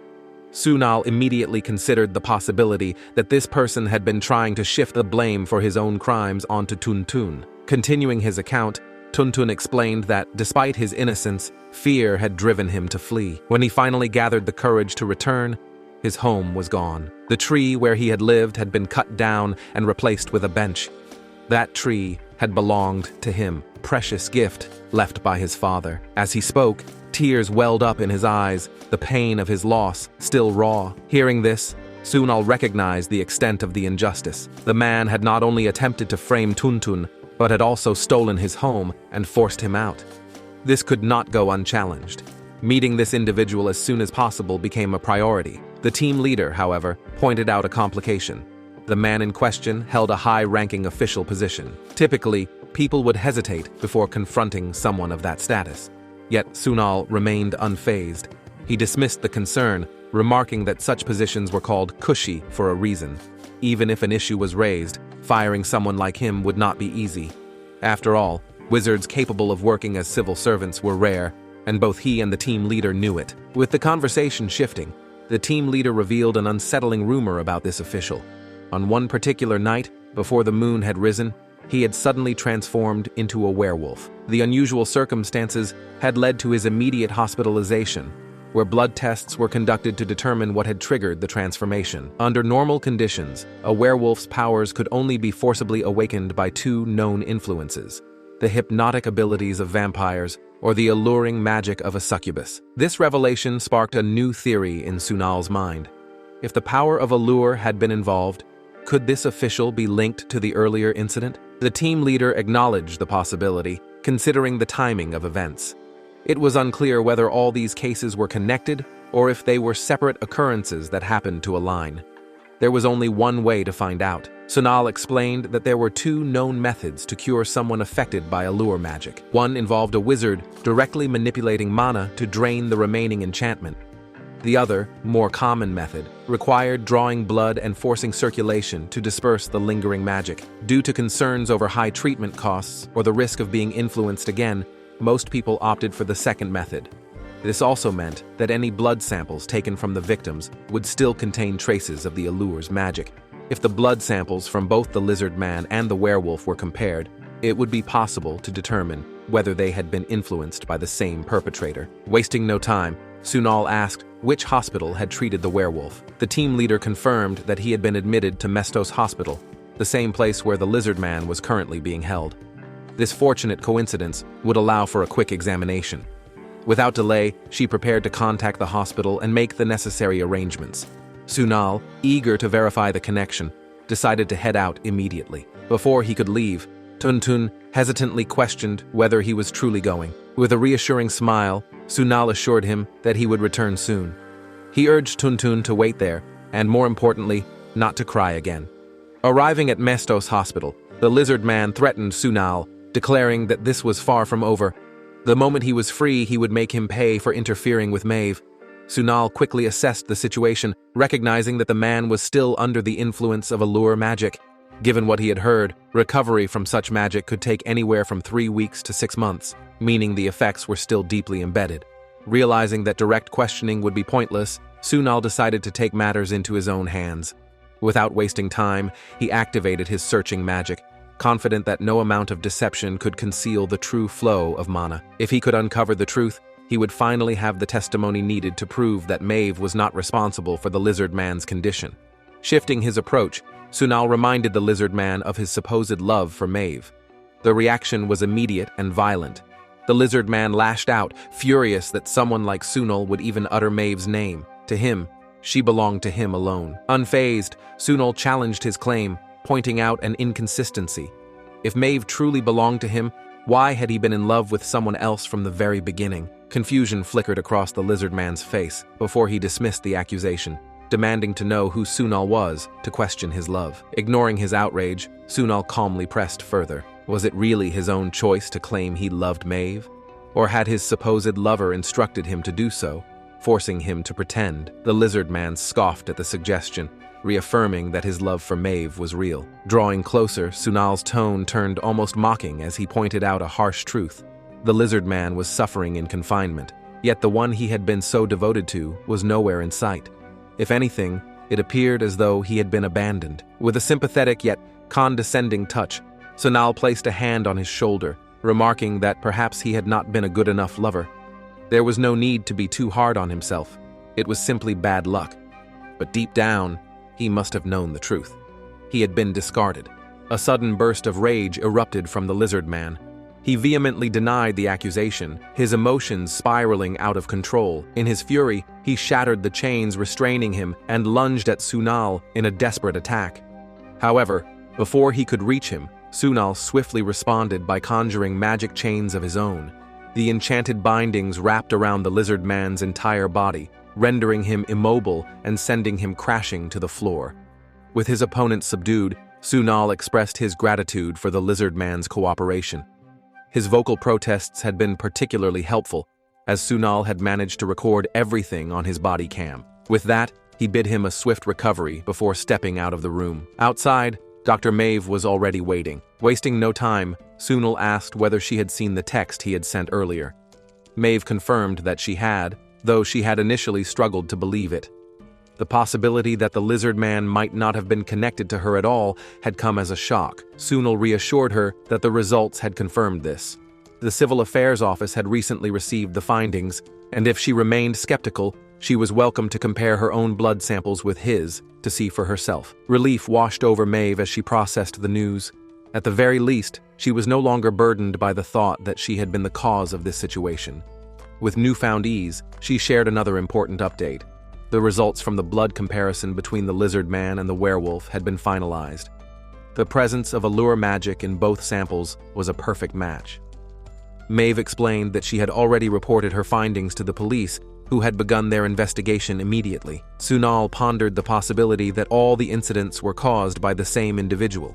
If that were true, then capturing the culprit before more victims emerged became a priority. Thanking Maeve for her help, he expressed his gratitude. She dismissed the thanks, stating that it was a simple test. Then, presenting 2 small vials, she offered them to Sunal. When he inquired about their contents, she revealed that one contained the criminal's blood and the other her own. Since the power of allure blended naturally into blood, she speculated that different blends had varying levels of potency. Sunal questioned whether that meant the strength of the allure could differ. Maeve confirmed his suspicion, though she clarified that it was merely her assumption based on recent events at the hospital. Since her own power of allure was quite strong, she suggested that using her blood could temporarily suppress its effects, even if just for a brief moment. It was something that might prove useful. Sunal acknowledged her help, convinced that they were now closer to capturing the culprit. He assured her that he would contact her once the situation was resolved, but had one more question to ask. Maeve encouraged him to go ahead. By evening, police officers had gathered near the roadside, while Sunal observed the surroundings from atop a building. According to the investigation, the culprit was not at home, but they couldn't have escaped far. Activating his imprinting magic on the vial, He traced the imprinted mana and then leaped from the rooftop, landing smoothly on the ground. Surveying the area, he realized that the culprit had taken control of the entire building. The power radiating from it was overwhelming, posing a risk even to officers wearing protective gear. Before proceeding, he decided to send the location, assess the situation, and then signal for the arrest. Upon entering the building, he found a woman seated at the center of the room, Nella. Surrounding her were several others, their presence reinforcing the unnatural atmosphere. She regarded Sunal with curiosity, questioning his presence and noting that she had never summoned him. The sight unsettled him. The extent of her influence was beyond what he had expected, and her reckless use of power made the situation even more dangerous. Amused, Nella admired Sunal's appearance, openly expressing her interest in him. To her, he was exactly her type. Ignoring her advances, Sunal introduced himself and declared that his investigation confirmed her as the cause behind the recent incidents involving the power of a lure. He demanded that she cease her actions and come with him. Instead of taking him seriously, Nella laughed, teasingly suggesting that he was asking her on a date. She had no interest in such things, especially from someone who did not obey her. As she spoke, she deliberately knocked over her drink onto the floor and instructed those around her to move. Immediately, every single person in the room dropped to the ground and began licking the spilled liquid like obedient dogs. Turning back to Sunal, she smirked and asked if he wanted to be her dog as well. She even promised to treat him better than the others. Sunal observed the bizarre display, realizing that she was intoxicated by her own power. It was unnatural. Could it be mana overload? The situation was more dire than he had anticipated. Mana overload, a phenomenon where an individual loses control over their power, was still not fully understood. The cause remained unidentified due to its diverse symptoms. But when such an overload occurred, the priority was always to subdue it before it caused irreversible damage. Sunal considered the situation carefully. Those who had fallen under the influence of a lure followed commands with absolute loyalty. If they weren't handled properly, they could easily be taken hostage. Persuasion was the safest option, and it had to be attempted before resorting to force. With this in mind, he addressed Nella, warning her of the danger she was in. If she continued using her powers recklessly, the consequences could be even more disastrous. He urged her to stop, not just for her own sake, but for the well-being of those around her. However, Nella only found his words amusing. Despite him knowing her name, she saw no reason to care about the people she controlled. To her, they were acting out of love, willingly submitting to her influence, and she was simply allowing it to happen. As expected, persuasion was proving ineffective. Sunal realized that words alone wouldn't be enough. Left with no alternative, he decided to incapacitate them instead. Retrieving a small vial, he infused it with magic, declaring that all those imprinted with mana would now be bound to it. The sudden display of magic caught Nella off guard. Shocked by his abilities, she quickly identified him as a wizard. Without hesitation, she commanded her followers to eliminate him. Just then, a vial slipped from Sunal's grasp, and an unsettling sensation surged through his body. It had been a long time since the effects had reached such an extreme, and now the cycle's flow had become uncontrollable. Determined to end the confrontation, Sunal activated his magic. With a commanding presence, he cast a powerful spell, ordering everyone to entangle and fall to the ground. Instantly, those under Nella's influence collapsed, unable to resist his magic. A wave of pain shot through Nella's body as she struggled to comprehend what had just happened. Her movements were completely restricted, and the sensation of lying on the dirty floor filled her with rage. Frustration built within her as she demanded that her followers rise and protect her. But no one could move. Sunal calmly observed the scene, making it clear that their struggle was futile. Without his permission, none of them would be able to move. Nella struggled to comprehend what was happening. The idea that a mere wizard could suppress her allure seemed impossible. This level of magic had to be beyond ordinary. As she scanned the room, her eyes landed on a stick held by one of her enthralled followers. A sudden realization struck her, and a smirk crossed her lips. She still had one final move. If she couldn't fight or escape, she would bring everything to an end right here. With a surge of power, she activated her ability, causing the magic stick to glow intensely. A powerful explosion erupted, engulfing the room in a blinding flash of light. As the chaos unfolded, she let out a laugh, fully embracing the destruction. If she was going down, she would take everyone with her. But as the smoke cleared, a figure emerged from the wreckage. Sunal. completely unharmed. Seeing him step forward unscathed sent a jolt of shock through Nella. He calmly reminded her that recklessly using magic in such a manner was illegal, especially a spell of such dangerous magnitude. If he hadn't been there, she truly would have died in her own explosion. Confusion filled her eyes as she demanded to know how he had survived. Sunal didn't hesitate to answer. Everything she was clinging to was nothing more than an illusion. He urged her to return to her senses and release those under her control. But instead of reasoning with him, Nella screamed in defiance. She refused to stop. For too long, this cursed country had suppressed her kind, deceiving them into believing their power was dangerous. She wasn't about to surrender now. Sunal countered her argument with a harsh truth. The warnings she had dismissed weren't lies. If she continued to push her power beyond its limits, her mana would twist beyond repair. If that happened, she would not only lose her abilities forever but could even end up losing her life. But she refused to listen. Blinded by rage, she snapped back, rejecting his warnings outright. Sunal observed her carefully. She was completely lost to her own power, her allure radiating uncontrollably even in this state. There was only one way to suppress her rampage. Without wasting another moment, he activated his engraved mana magic, channeling it into the vial. As the spell took effect, a powerful seal manifested before him, pulling Nella's overwhelming energy into the small container. With most of her alluring power now sealed away, Sunal informed her of what had happened. He had left her with only a minimal amount of her abilities. With enough effort, she might be able to regain her former strength someday, but how long that would take was uncertain. Fury overtook her as she lashed out in frustration. The magic he had used should not have been possible. No known spell in this world was capable of doing what he had just done. Sunal pondered her reaction, muttering to himself, "A monster." Was that what people always called anything different from the norm? He had already sent a signal, and the police would arrive soon. But before they did, there was one more thing he needed to ask her. He brought up the slime that had been near the community center. When she had used her powers on a werewolf civil servant, she had left a victim behind, one who had been unfairly evicted and lost their home. That victim had been none other than the very slime she had disregarded. But Nella scoffed at the mention of such a trivial matter. She saw no reason to waste time discussing a mere slime. All she cared about was regaining her powers. She demanded that everything be restored to the way it was. At that moment, the police finally arrived. As Sunal turned to leave, his thoughts lingered on her final words. A mere slime. Was that all it had been to her? With so many victims, it wasn't surprising that she couldn't remember them all. To her, everything had been nothing more than a game, an experiment to test the limits of her abilities, to satisfy her curiosity. The damage she caused had never once mattered.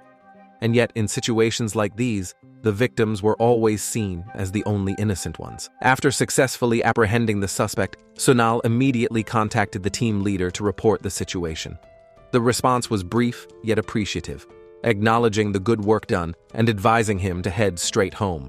However, Sunal had other plans. Since the case had been wrapped up, he wanted to personally inform Tuntun of the outcome. Instead of going home, he decided to return to the office. The team leader, though understanding, pointed out a crucial detail. Did he even realize what time it was? Checking the time, Sunal was taken aback. He hadn't noticed how late it had gotten. With a light-hearted tone, the team leader urged him to hurry back, assuring him that she would order something delicious and wait with Tun. Later, inside the office, the table was filled with a variety of food. The atmosphere was warm and celebratory. Seeing the spread, Tuntun beamed with joy, remarking that it felt like a party. The team leader encouraged him to eat to his heart's content, declaring it a happy occasion. After all, his home had been rightfully returned to him. Hearing those words, Tuntun hesitated for a moment before asking if it was truly his again. Sunal reassured him. The culprit had been caught, and after reviewing the documents, they had confirmed that the land in front of the community center, about 3 pyong in size, was officially under his name. The team leader had even found the necessary ownership records, meaning the process would be finalized soon. Overcome with emotion, Tuntun expressed his heartfelt gratitude. No one had believed him before, but Sunal and the team leader had. Meeting them had been a stroke of fortune, and as he spoke, Tears of happiness welled up in his eyes. Sunal then mentioned the next steps. Soon, the chair that had been occupying the space would be removed, and new trees would be planted. Since the center was responsible for the issue, all costs would be covered. If Tuntun had a preference, they would even plant a tree of his choice. After a brief moment of thought, Tuntun shared that he liked flowering trees. Then, out of curiosity, he turned the question back to Sunal, asking what kind of flowers he preferred. Without much hesitation, Sunal revealed his fondness for red plum blossoms. Hearing this, Tuntun made a quick decision. He would plant red plum blossoms as well. Sunal, slightly surprised, questioned why he would choose something based on his preference. The team leader, watching the exchange, responded with a simple truth. If Tuntun liked it, wasn't that reason enough? With that settled, the decision was made. Red plum blossoms would be planted. To mark the moment, the team leader suggested a toast. As glasses were raised and drinks clinked together, the night ended on a warm note. Surrounded by good company and a well-earned meal, they enjoyed the celebration of a hard-fought victory. As the party came to an end, Tun fell asleep right where he was. Meanwhile, Sunal turned to the team leader, confirming his suspicions. It was indeed a mana overload incident. The team leader immediately understood that he was referring to Nella. By the time they had arrived, she had already lost control of her mana. The others had lost consciousness due to the uncontrolled use of her alluring power.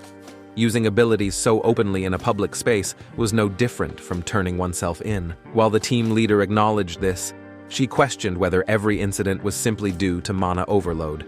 The way the events had unfolded, especially at the hospital, seemed too well executed to be dismissed as mere accidents. Sunal agreed, noting that Maeve's mana had also become unstable at that time. The manner in which her alluring power had spread, especially through the use of the lizard man, had made things too convenient. It felt as though someone else was involved, making him more determined to investigate the incident further. The team leader shared the same unease. She assured him that any new information would be relayed to him. Thanks to his significant contribution, they now had a valid reason to be involved in the case. Jokingly, she remarked that if they continued solving cases like this, a promotion wouldn't be far off. Sunal, however, remained skeptical. He hadn't been in the department for long and doubted whether such progress was possible. The team leader, laughing, reminded him that as his superior, she had confidence in his abilities. Rising through the ranks quickly would ensure that no one could treat him carelessly. Deep in thought, Sunal reflected on his career. Currently ranked at the 9th grade in the 12-level hierarchy, he had been a public servant for a total of 4 years, including his previous job. Typically, reaching this stage took around 15 years, proving just how hard he had worked. However, he no longer felt the urgency to climb the ranks any faster. Interrupting his thoughts, he informed the team leader that Maeve's results had arrived. She asked what results he was referring to, and he explained that he had asked Maeve to look into the werewolf case from the twins incident. Since the power of allure had been involved there as well, he wanted to confirm if the cases were connected. Fortunately, Maeve's findings suggested that it was a separate incident. Maeve's message further revealed that the 2 blood samples she had tested were incomplete. The team leader, hearing this, was surprised that Sunal had already suspected as much. Another message from Maeve followed, requesting Sunal to visit the hospital the next day for further examination. With the case wrapping up for the day, the team leader told Sunal he could go home, as the cleanup was nearly complete. He asked if she was leaving as well, but she had a few more tasks to handle. With their department constantly short-handed, Lee and Tarisha had already worked overtime for 3 consecutive days and had just gotten off early that day. She hoped that new applicants would join the Civil Affairs Department soon. Stepping out of the office, Sunal pondered over the workload. The Civil Affairs Department was particularly short-staffed, and given the nature of the job, personal capability was just as important as numbers. As he walked home, he allowed himself to focus on the immediate future. For now, all he needed was a warm bath and some rest. The report could wait until the morning when he returned to work. His neighborhood was usually a little noisy, but the commotion would die down soon enough. Or at least, that was what he thought. Until he realized that this time, nothing was settling down. The next morning at the office, a frustrated man raised his voice at Sunal, insisting that nothing unusual had happened. He claimed to be a deep sleeper, unaffected even by the loud stomping of his upstairs neighbors. Yet, something about the recent noises from the construction site felt different. Sunal, maintaining his composure, sprayed the man with a calming mist and remarked on his enviable ability to sleep through disturbances. The man, slightly calmer now, expressed his suspicions. The noise levels were too extreme for a simple apartment construction. There had to be an accident inside the site. Reflecting on the situation, Sunal regretted not checking the site when he had the chance. This was already the 39th complaint about the same issue. Judging by Lee and Tarisha's reactions, they seemed to share his concerns. The man continued explaining his frustration. The construction noise had been a nuisance for a while, prompting him to confront the workers about it. One of them had responded with a dismissive remark, implying that he was just being overly sensitive because he was a centaur. The worker's tone and gaze had been laced with prejudice. Hearing this, Sunal immediately recognized the discrimination. The man pleaded for action, claiming to have proof of illegal construction. Sunal, intrigued, asked for clarification. Taking out his phone, the man played a video showing unauthorized nighttime construction. The workers had kept the lights dim to avoid detection. The recording also captured their voices, dismissing complaints as overreactions and making further discriminatory comments about centaurs. Sunal knew the matter needed to be addressed. He handed over a complaint form and provided an address where the man could send the evidence. A short while later, Lee, looking concerned, observed how everyone seemed to be filing the same complaint. The team leader, reviewing the paperwork, noted that all the complaints were identical. Tarisha confirmed that nearly all submissions followed the same pattern. The team leader found it odd for so many complaints to align so perfectly. She then turned to Sunal, recalling that the construction site was near his house. She asked if anything unusual had happened the night before. Sunal admitted that there had been a loud noise near his home, but he had been too exhausted to investigate. After hearing the sound, he had gone straight home, taken a shower, and collapsed onto his couch. His casual response surprised the others. He reasoned that since the noise had died down quickly, it hadn't seemed urgent. Lee, shifting the discussion, expressed concern about handling the complaint. The construction company in question was a subsidiary of Hanul, the largest corporation in the country. He feared that taking action might lead to trouble. The team leader, amused, teased him about being scared. Lee didn't deny it, admitting that as a low-ranking civil servant, he had reasons to be cautious. She then turned to Tarisha, asking if she was intimidated by big corporations as well. Tarisha dismissed the idea without hesitation. No matter how large, a corporation was still just a corporation. In fact, resolving this issue would be more troublesome for Hanul than for them. A weakness in one major company could always become an opportunity for another. Pleased with her response, the team leader praised her sharp thinking. Turning back to Lee, she assured him that there was no need to be afraid anymore. Lee, wary of what was coming next, quickly pointed out that he had no intention of handling the case himself. The team leader, smiling, acknowledged that the scale of the issue required a particularly brave individual for the task. Relieved, Lee assumed he was off the hook, until she added that Sunal would be accompanying the assigned investigator.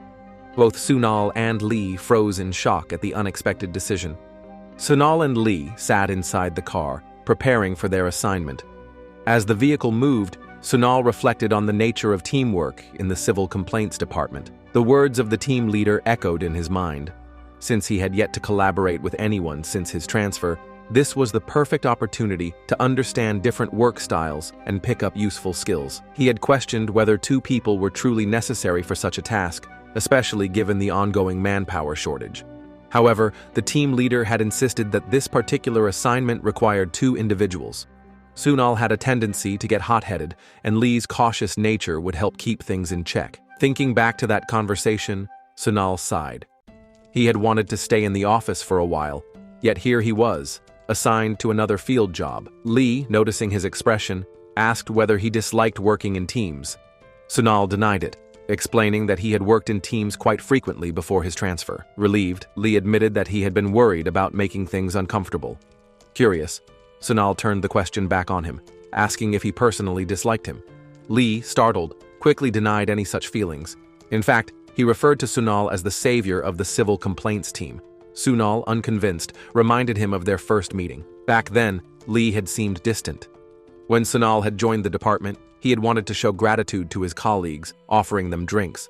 However, when he had approached Lee, the response had been cold. He had hesitated, saying he wasn't sure if they were close enough for such gestures. That moment had remained with Sunal ever since. Hearing this, Lee immediately smacked himself on the forehead, leaving Sunal startled. Apologizing sincerely, Lee admitted his mistake. What he had truly meant at that time was whether it was okay for him to accept the drink, despite not knowing Sunal well. As a goblin, his species had a strong sense of closeness and placed great importance on human relationships. Even the simplest act of goodwill could make him overthink, wondering whether the gesture implied friendship, and if so, whether they were already close. It was an instinctive reaction, and in his attempt to suppress it, he had ended up saying something strange. Now, understanding the situation, Sunal acknowledged his explanation. He had always felt that his social life was merely an extension of his work, and it was usually the sincere ones who ended up getting hurt. Goblins, he knew, considered even a simple greeting as a sign of friendship. For someone like Lee, it must have been difficult to navigate workplace relationships. Wanting to ease the tension, Sunal assured him that he would try to keep their interactions at just the right level. If it ever became overwhelming, he would set boundaries for both of them. But Lee couldn't blame him later for doing so. Grateful, Lee thanked him for his understanding. Now that they finally had the chance to collaborate, Sunal offered to answer any questions. Lee had always been curious about one thing. What department had Sunal worked in before transferring? He had heard that Sunal had been reassigned, but had never known the details. Sunal was about to answer when something suddenly appeared in front of their car. Alarmed, Lee asked the driver what was happening. The driver explained that someone had jumped in front of the vehicle. Without hesitation, Sunal stepped out. A man lay on the ground, having fallen over in surprise.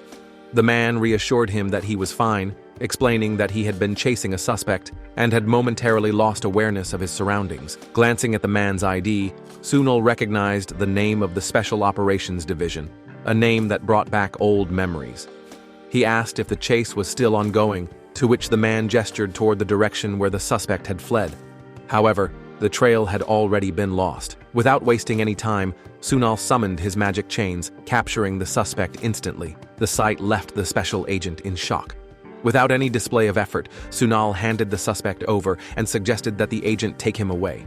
This could be considered a collaboration between the Civil Complaints Department and Special Operations. He also gave some advice. Next time, the agent should be more careful when running into the road and should remember to hide his employee ID when chasing criminals. With that, Sunal turned and headed back towards the car. Impressed, the agent called out, asking for his name. In response, Sunal simply showed his ID card before giving a casual remark. If the agent got scolded for the incident, he could use Sunal's name instead.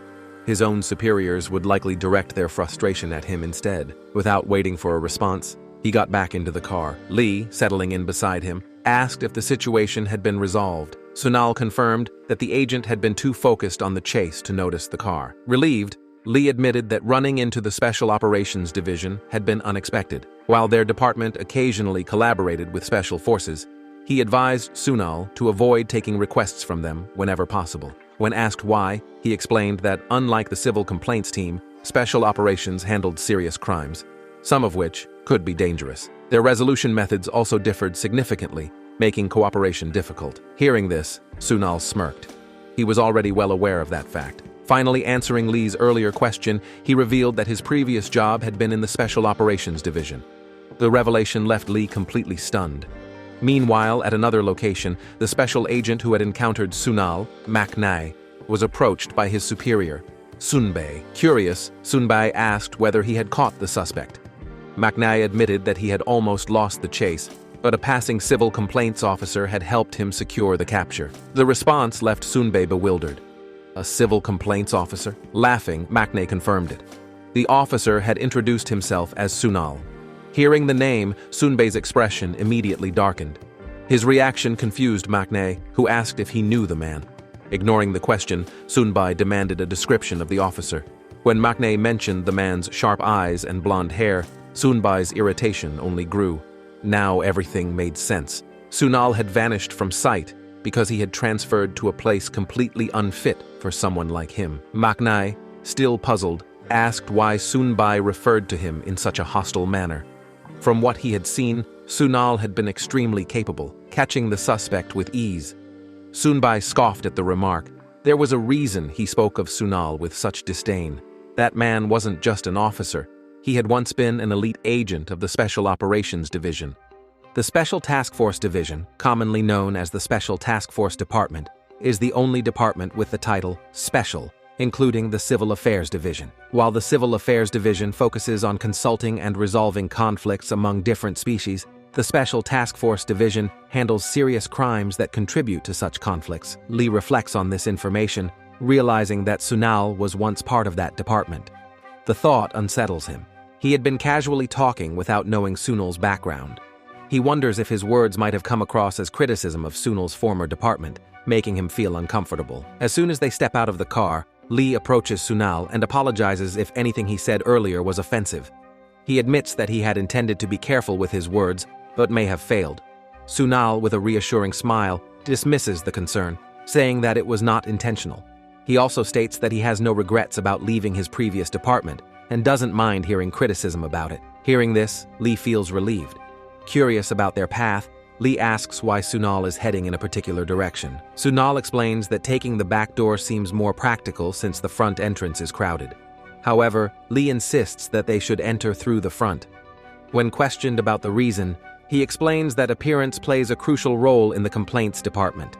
By deliberately showing himself to the people, he can demonstrate how quickly the department addresses issues, which could help in future negotiations. Sunal acknowledges the logic behind this, noting that it is the complete opposite of how the Special Task Force Division operates, which often handles matters discreetly. Agreeing with Lee's reasoning, Sunal decides to take the front entrance with him. As they approach, Sunal notices signs indicating restricted entry. Voices rise from the crowd, questioning the legitimacy of the previous day's chaos. Frustration is evident as some demand to enter and check for themselves. Seeing this, Sunal feels exhausted at the thought of dealing with yet another confrontation. Before he can intervene, Lee steps forward confidently, displaying his ID and introducing himself. He requests cooperation, asking the people to step aside. The composed and authoritative way he handles the situation draws attention effortlessly, much like a blooming flower commanding admiration. One of the bystanders expresses relief at Lee's presence, urging him to catch the culprits responsible for making the area unsafe. Lee, maintaining his professional demeanor, explains that while his department lacks the authority to make arrests, they will investigate the internal situation thoroughly. He assures everyone that they must remain patient. Observing Lee's interaction, Sunal realizes that this ability to control situations may not be a learned skill, but rather an innate quality. As Lee and Sunal are granted entry, they proceed inside. However, Sunal suddenly senses something unusual. Before he can react, one of the guards instructs them to wait for a moment. Without hesitation, Sunal casts a soundproofing spell, creating a barrier around them. Lee, noticing the sudden use of magic, questions his actions. In response, Sunal explains that he needs to share something before the construction manager arrives. The apartment they are standing in is on the verge of collapse. Lee is taken aback by this revelation, demanding an explanation. Sunal clarifies that while a thorough inspection is necessary, the building's frame appears to have already collapsed. The loud noise from the previous day was likely caused by the pillars giving way due to the structural failure. However, this issue is not recent. It has been ongoing for some time. Confused, Lee wonders how the building is still standing despite such severe damage. Sunal reveals that powerful magic is holding it together. Given the large-scale nature of the spell, the involvement of the Wizards Association seems highly likely. Though the details of the agreement between the construction company and the Wizards Association remain unclear, it appears that magic was used to keep the collapsed structure intact while construction continued. However, the stability of this enchantment is uncertain, and it could fail at any moment. Lee, still processing the information, questions how Sunal was able to uncover all of this so quickly. Sunal explains that the concentration of mana in the area was far too high. The presence of such an intense magical aura in an ordinary apartment was suspicious from the beginning. Once inside, he noticed traces of magic on some of the pillars, leading him to deduce the situation. Hearing this, Lee reflects on how frequently wizards are mentioned in conversations. Sunal's ability to detect things that ordinary people would never notice is impressive. But more than that, there is something undeniably special about him. Sunal then speculates that their team leader had likely anticipated all of this, which is why they were sent together on this assignment. Given the circumstances, it would not be surprising if their superior had foreseen the situation unfolding in this manner. Considering their next move, Lee suggests discussing the matter with the construction manager. However, Sunal disagrees. He believes they should go directly to the head office. If they raise concerns about the building's collapse here, those involved will simply deny everything. Additionally, although they know the structure is unstable, they cannot simply dispel the magic holding it together. Given the complexity of the situation, seeking a resolution at the head office is the best course of action. At that moment, Sunal turns to glance behind him. The awaited individual has finally arrived. A figure steps forward. Sindel, the general manager of the construction site. His skeletal form makes his species immediately identifiable, and his unique characteristic is evident. He expresses emotions through the smoke in his eye sockets. Introducing himself formally, he presents his business card. Examining the card, Sunal wonders if Sindel has come directly from headquarters. However, an uneasy feeling creeps in, signaling that something is off. Sindel wastes no time addressing the situation. He mentions having heard about a minor misunderstanding regarding an internal issue. The way he speaks, casual and unbothered, raises immediate suspicion. Despite being informed that a civil servant is present, he walks in at a leisurely pace. Observing Sindel's demeanor, Sunal deduces that he intends to cover up the incident.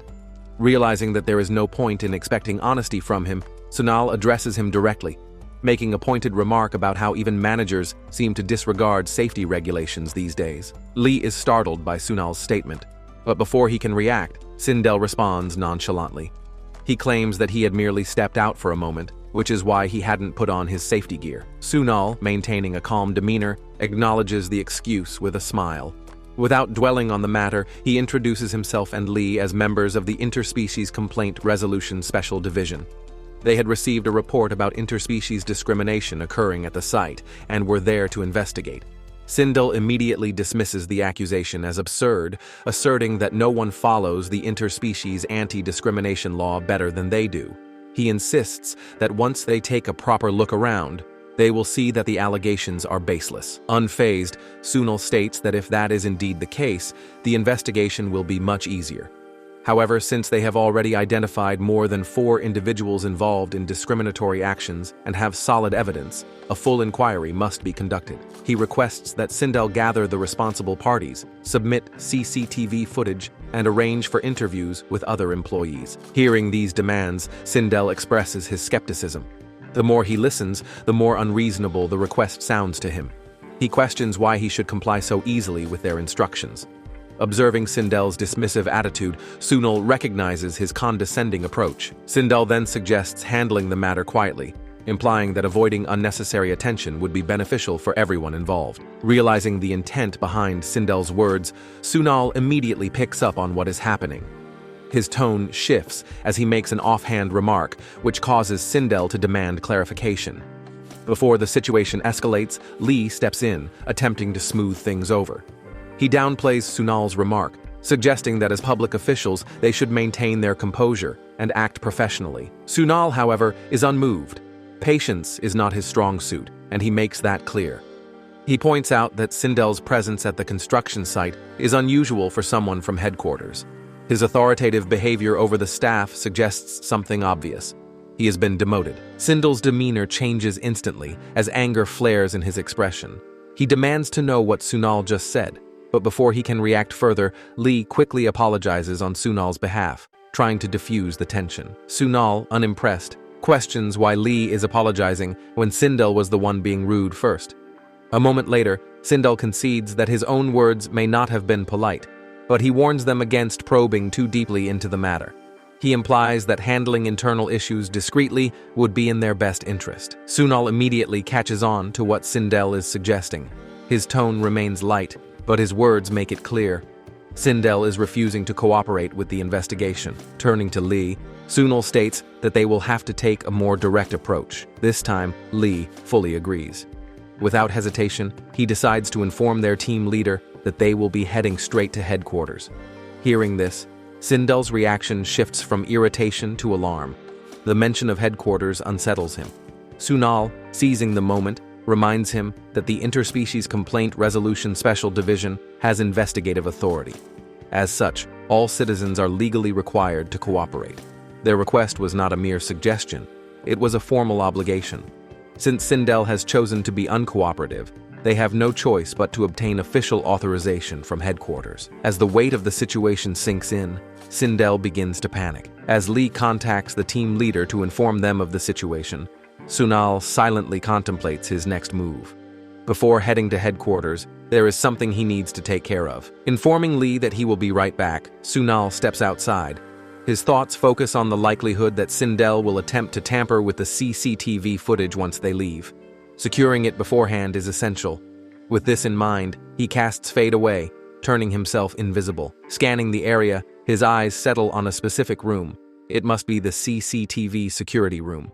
Just as he prepares to move, loud voices reach his ears. A short distance away, two workers are berating and kicking another worker. Their harsh words demand an answer.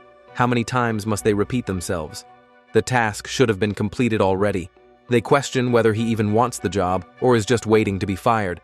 Given his massive build, they mockingly suggest that finding another job will be nearly impossible for him.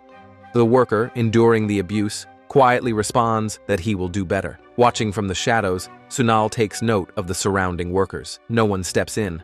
Their silence indicates that this kind of treatment might be common here. If such harassment is tolerated, merely interfering now will not resolve the root of the problem. Changing the system is the only way to ensure it does not continue. Although he chooses not to intervene directly, the sight of such cruelty does not sit well with him. A moment later, he casts Rise Wind. A sudden gust lifts the two aggressors off the ground, hurling them several meters away. With the situation momentarily handled, Sunal resumes his original task. Entering the CCTV room, he notices that the workers inside had fled in response to the unexpected wind. Though unintended, their departure makes his job easier. Activating his search magic, he quickly assesses the security enchantments in place. The so-called security magic is laughable. The structure is weak, and the magic circle is an utter mess. Though disrupting it would be simple, that is not his intention. Instead, he casts Seal the Magic Circle, placing a powerful lock on the footage storage. With the spell complete, he quietly affirms that only his touch can undo the seal. Reflecting on his past as Rhinal, he recalls how this was merely a basic locking spell. However, people here fail to recognize its significance, resulting in its rare use. A properly cast locking spell conceals not only the magic circle, but also the spell itself, making it undetectable. For any skilled wizard, this was fundamental knowledge. Now the CCTV footage is entirely inaccessible to anyone but him. At that moment, Lee approaches, questioning where Sunal had gone and whether he had encountered any trouble. Sunal, with a casual smile, reassures him. He had only made a brief stop at the CCTV room, anticipating an attempt to tamper with the footage. To prevent that, he ensured it was securely locked away. Shifting the conversation, he inquires about the team leader's response. Lee confirms that, as expected, they are heading straight to headquarters. A taxi is already on its way, so they can leave immediately. Satisfied with the plan, Sunal agrees. Without any further delay, they move out. Lee and Sunal arrive at Hanul Construction's headquarters, where they witness a commotion at the entrance. A man is desperately pleading with the guards, insisting that he only needs a moment to speak with someone inside. As Sunal observes the situation, recognition dawns on him. This is the same Medusa-like man who had approached him just a few days prior. Lee, noticing the situation, speculates that there might be trouble here as well. He wonders if they are investigating the same case. However, as he glances to his side, he realizes that Sunal is no longer there. Instead, Sunal has already approached the guards, flashing his ID and inquiring about the issue. The guards, recognizing him as a government official, explain that the man has been persistently trying to gain access despite being repeatedly denied entry. Understanding the situation, Sunal calmly offers to take responsibility for the man. The guards, relieved, express their gratitude, while the green-haired man quickly refuses to leave. Sunal then pulls him aside for a conversation. The man immediately asks if Sunal is investigating Hanul Construction for the same case. Sunal confirms, explaining that he had just been at the construction site looking into the loud noise from the previous night. However, one of the site officials, Sindel, refused to cooperate, leading him to escalate the matter to headquarters. The man, in turn, reveals that he had also attempted to interview people regarding Sindel's actions, but was met with complete resistance. Sunal, now more curious, inquires about Sindel's actions. The man explains that Sindel has been discriminating against interspecies workers, deliberately creating divisions among them. He used scapegoats, assigning the most grueling tasks to them, with giant species workers suffering the most. Those who attempted to quit faced threats, as Sindel misused Hanul's name to instill fear and shift the blame. By exploiting the system, he worked his employees to exhaustion, significantly increasing construction efficiency and completing projects ahead of schedule. However, the rapid progress came at a cost. There was no way the buildings constructed under such conditions could be structurally sound. The loud noise from the previous night was likely the direct result of his reckless practices. Listening carefully, Sunal acknowledges the man's sharp observational skills. While Sunal had sensed the irregularities through mana detection, this journalist had uncovered everything purely through effort and investigation. It had been a long time since he had encountered someone so competent. Grateful for the valuable insight, Sunal thanks him for the information. The man, though appreciative, admits his frustration. He wishes he could do more, but understands that his role is limited for now. With no choice but to wait on the sidelines, he expresses his faith in the Complaint Resolution Division, trusting them to see the case through. Lee and Sunal step into the Vice President's office, where they are immediately invited inside. The Vice President acknowledges their arrival, mentioning that he had been expecting them after receiving a call from their team leader. He implies that there may have been an oversight on their company's part. As they take their seats, Lee and Sunal exchange quiet remarks. Sunal notes that their team leader must have pulled some strings to arrange this meeting, while Lee, surprised, points out that they are speaking with a vice president, someone just one step below the CEO. Sunal, observing the situation, finds it impressive that a slime species member has climbed so high in the company, recognizing that this individual is not to be underestimated. Without wasting time, Sunal directly addresses the issue, asking if the vice president is aware of Deputy Sindel's misconduct. The vice president acknowledges Sindel's enthusiasm as a worker, but admits that he may have taken things too far. He offers a sincere apology for the situation. However, Sunal is not convinced. Dismissing the idea that this was simply a case of excessive enthusiasm, he points out that hard-working employees do not engage in interspecies discrimination. The vice president, sensing the pushback, clarifies that his regret is genuine and assures them that Sindel will be dismissed as a corrective measure. Sunal quickly realizes that Sindel was always intended to be the scapegoat, making it a convenient solution for the company. He then challenges the vice president, pointing out that the issue does not simply end by cutting Sindel loose. The CCTV footage presents a different reality. The vice president acknowledges the presence of incriminating evidence, but subtly implies that such evidence could always be lost or tampered with. Sunal, anticipating such a response, calmly reveals that he had already secured the footage in advance. Knowing how easily crucial evidence could be accidentally damaged, he had taken precautions to prevent any interference. In response, the vice president questions the aggressive approach, insisting that they are willing to cooperate and even assist in resolving the issue. Sunal, unfazed, questions whether their standard investigative procedure is making him uncomfortable. A hint of irritation flickers across the vice president's face, but before the tension escalates further, Lee interjects. Acknowledging their frustration, he explains that they have been dealing with this situation since the construction site and asks for some understanding. As he speaks, he reflects on why their team leader might have sent him along. This entire situation feels far beyond his usual responsibilities. Seizing the moment, Sunal revisits the vice president's earlier claim of full cooperation. When the vice president reaffirms his willingness to comply, Sunal presents a document. The paper grants them unrestricted access to inspect any Hanul construction site at any time. Given the circumstances, he assumes there should be no objections. Without hesitation, the vice president agrees and signs the document. With that matter settled, Sunal decides to reveal another critical issue.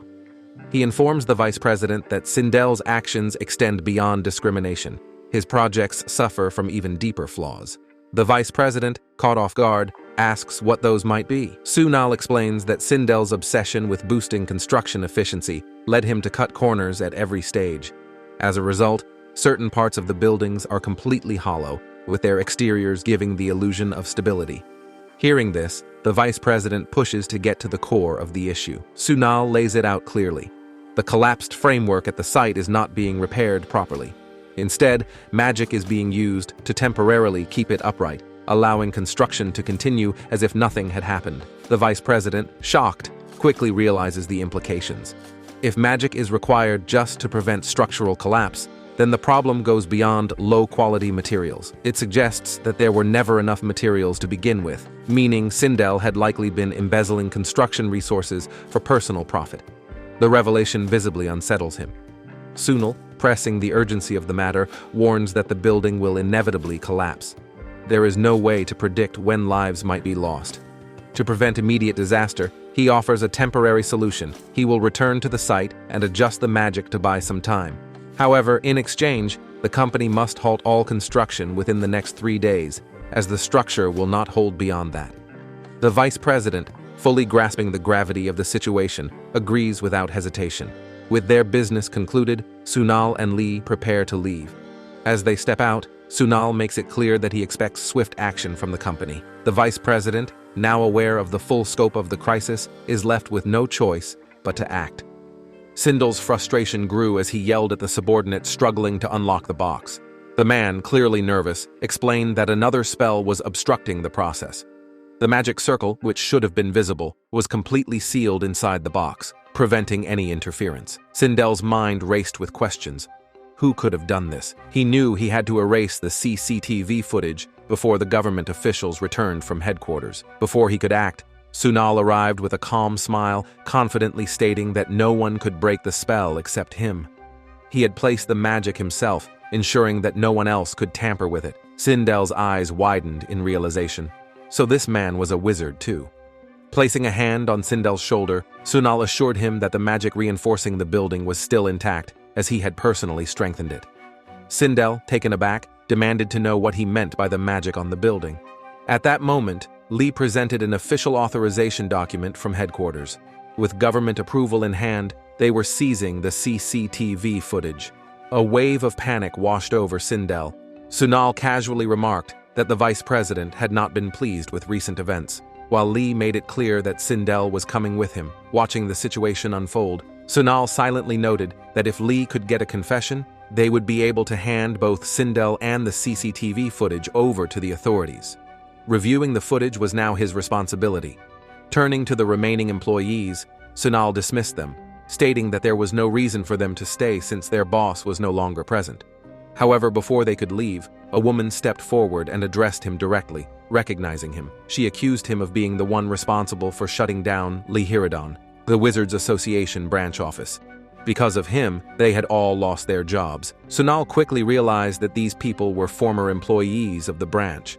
Aware of their frustration, he calmly acknowledged their struggle, but reminded them that Yahello had been shut down for violating the interspecies anti-discrimination law. Their anger should be directed at the Wizards Association, not at him. The woman, however, was not satisfied. She demanded if he even understood the chaos his actions had caused, claiming that many clients had suffered due to the shutdown. She dismissed him as nothing more than a low-ranking government official with no real authority. As she continued to vent her frustration, Sunal silently reflected on the arrogance of most Wizards Association mages. Their belief in their own superiority was problematic, but the real issue lay in the absolute control the association had over magic. It bred arrogance, turning its members into self-important fools. Deciding to ignore her, Sunal focused on retrieving the CCTV footage. The woman, unwilling to let the matter drop, insisted that an unlicensed wizard like him should not have been able to interfere with their magic circles. However, Sunal calmly broke his own seal and began reviewing the footage, making it clear that he was simply carrying out his official duties. The situation escalated when another man in the crowd suddenly recognized Sunal, accusing him of being a fraud who had tried to undermine the foundations of magic. He reminded everyone that Sunal had been blacklisted and should not be able to use magic at all. Sunal couldn't help but note the irony. Once labeled a demon, he was now being called a fraud. At the very least, they seemed to consider him human now. Before he could react further, the group of mages activated their powers. Sunal immediately recognized their intent. They were attempting to use mana interference against him. Even a single wizard using mana interference could permanently alter someone's mana flow, affecting their affinity. If multiple wizards performed it at once, the target's mana would twist and distort, causing severe internal damage. Their goal was clear. They had no intention of letting him leave unharmed. With rising anger, Sunal unleashed his magic, activating Awaken Nightmare, a spell that forced its victims to relive their worst fears. The effect was immediate. The gathered wizards were overwhelmed, unable to fight back. While the spell caused no physical harm, they would be haunted by nightmares for a long time. This was their punishment for attempting to challenge him. As the spell took effect, blood dripped from Sunal's nose. He had forgotten the recoil. Mana resisted mind-affecting spells, and it had been a long time since he had used one. The backlash was inevitable. However, it had been necessary. He knew the Wizards Association would send someone after him soon, but for now, this had bought him some time. By the time evening arrived, Lee rushed over to him, revealing that Sindel had confessed to everything. Perhaps the fear of headquarters had made him break easily. However, upon seeing Sunal's condition, Lee immediately grew concerned. Sunal casually dismissed his injuries, explaining that he had simply encountered some wizards. Unconvinced, Lee began summoning something. Sunal insisted that he just needed rest, but Lee continued his spell. Moments later, spirits materialized around them, lifting Sunal. Recognizing the summoned beings, Sunal realized they were spirits. Lee explained that magic-induced shock affected the entire body, making it necessary to get medical attention immediately. Sunal, however, resisted, insisting that he was fine. Ignoring his protests, Lee instructed the spirits to take him to a taxi. As the spirits carried Sunal away, Lee reassured him that they would meet again at the center. At the hospital, Dr. Maeve examined Sunal and acknowledged his improvement. Though signs of gastritis were still present, she inquired if he had been under a lot of stress recently, to which he admitted experiencing it again on his way there. Deciding to continue his medication, she assured him they would monitor his condition while he kept taking it. Then, noticing signs of magical backlash, she questioned whether he had recently failed a spell. Curious about how she knew, Sunal asked for clarification. Maeve explained that another wizard had arrived earlier with similar symptoms and pointed out that failing a spell often came with severe consequences. Sunal confirmed this, explaining that spells could fail if mana rejected the caster's magic, or if an interruption occurred mid-cast. Maeve emphasized that the first case was far more dangerous, as it could lead to out-of-control mana, burst blood vessels, or even internal organ damage. However, in Sunal's case, there were no signs of internal bleeding. Offering a more thorough checkup just to be safe, she awaited his response. Dismissing the need for further examination, Sunal stated that he hadn't failed a spell and only needed his prescription. Maeve directed him to the pharmacy on the first floor before he left. Before departing, he informed her that they had caught the suspect behind the hospital incident. Shocked by the news, Maeve reacted with disbelief, but Sunal reassured her with a smile, telling her she could finally relax. Back at the office, Sunal's team leader greeted him warmly, relieved to see him. She asked about his visit to the hospital, and he casually mentioned picking up stomach medication. She then revealed how worried Lee had been, questioning how he even managed to take a taxi in such a condition. Sunal playfully credited a certain someone for making the ride comfortable. Hearing this, Lee expressed satisfaction, inviting Sunal to call again if needed. He then handed Sunal a letter from the twins, explaining that they had been very concerned after hearing about his illness. Appreciating the gesture, Sunal reassured them that he would recover in no time. Just then, Teresha urged him to sit down and have a proper meal after his long day. Before they could continue, the team leader shared some big news. 3 applicants had finally submitted forms to join their team. The candidates included a giant, a Dullahan, and surprisingly, a spiritual beast species. Hearing this, Sunal expressed disbelief at the last applicant. The team leader admitted her surprise as well, as spiritual beasts typically avoided humans. They were rare creatures, often living deep in the mountains, making them difficult to find. Sunal, who had rarely encountered one himself, wondered if this applicant was different from the usual kind. Reviewing the applicant's listed experience, Sunal noted peculiar details, such as expertise in digging and finding good trees. The team leader speculated that they might have good hands for labor or an exceptional sense of smell for identifying resources. Unconvinced, Sunal questioned whether this application should be rejected outright. With a smile, the team leader clarified that in their division, resumes were not the deciding factor. Instead, they valued personal qualities like resilience, compassion, a strong sense of justice, and quick decision-making. This revelation made Sunal realize why no one had applied until now. She further explained that all 3 applicants had passed the physical test. While their division wasn't as combat-focused as the Special Task Force, they still required basic fighting skills. Their tests evaluated how candidates handled group combat and whether they could remain composed under pressure. Sunal acknowledged this necessity, recalling how often he had to restrain people during fieldwork. With everything set, he inquired about the interview schedule. The team leader confirmed that it was scheduled for the next day at 1 p.m., with the entire team participating in the selection process. Lee reassured him that it would just be a conversation to gauge their personalities, adding that they would get to leave early afterward. Hearing this, Sunal found some comfort in the idea. The team then raised their drinks in a celebratory toast. The next day, the interview process began. The team leader posed a hypothetical scenario to the first candidate: a dispute between a vampire and a slime over discrimination. The slime had insulted the vampire for drinking blood, and in response, the vampire had called the slime useless. The question was whose side the candidate would take. The applicant confidently chose the vampire's side, justifying the answer by pointing out that the slime had insulted first. Sunal silently observed, noting that while it was a standard response, it wasn't ideal. The complaint division's role was to remain neutral and investigate both sides first. Jumping to conclusions could unnecessarily complicate matters. Lee then asked why the candidate had applied to the complaint division. The response was that it was the only true conflict resolution unit. When Lee brought up the special task force, the candidate insisted that only the complaint division resolved conflicts peacefully. The team leader, smiling, questioned whether the applicant truly believed their job was peaceful. After the interview concluded, she shared her thoughts with the team, expressing disappointment at the candidate's lack of understanding regarding their work. Sunal acknowledged that while the responses were reasonable, they were not ideal. Just then, the door burst open as the next candidate entered ahead of their turn, urgently announcing a serious problem with the next interviewee. The moment the next candidate entered, the team couldn't help but find them incredibly cute. The team leader, slightly alarmed, turned to Sunal and asked if it was some kind of magic.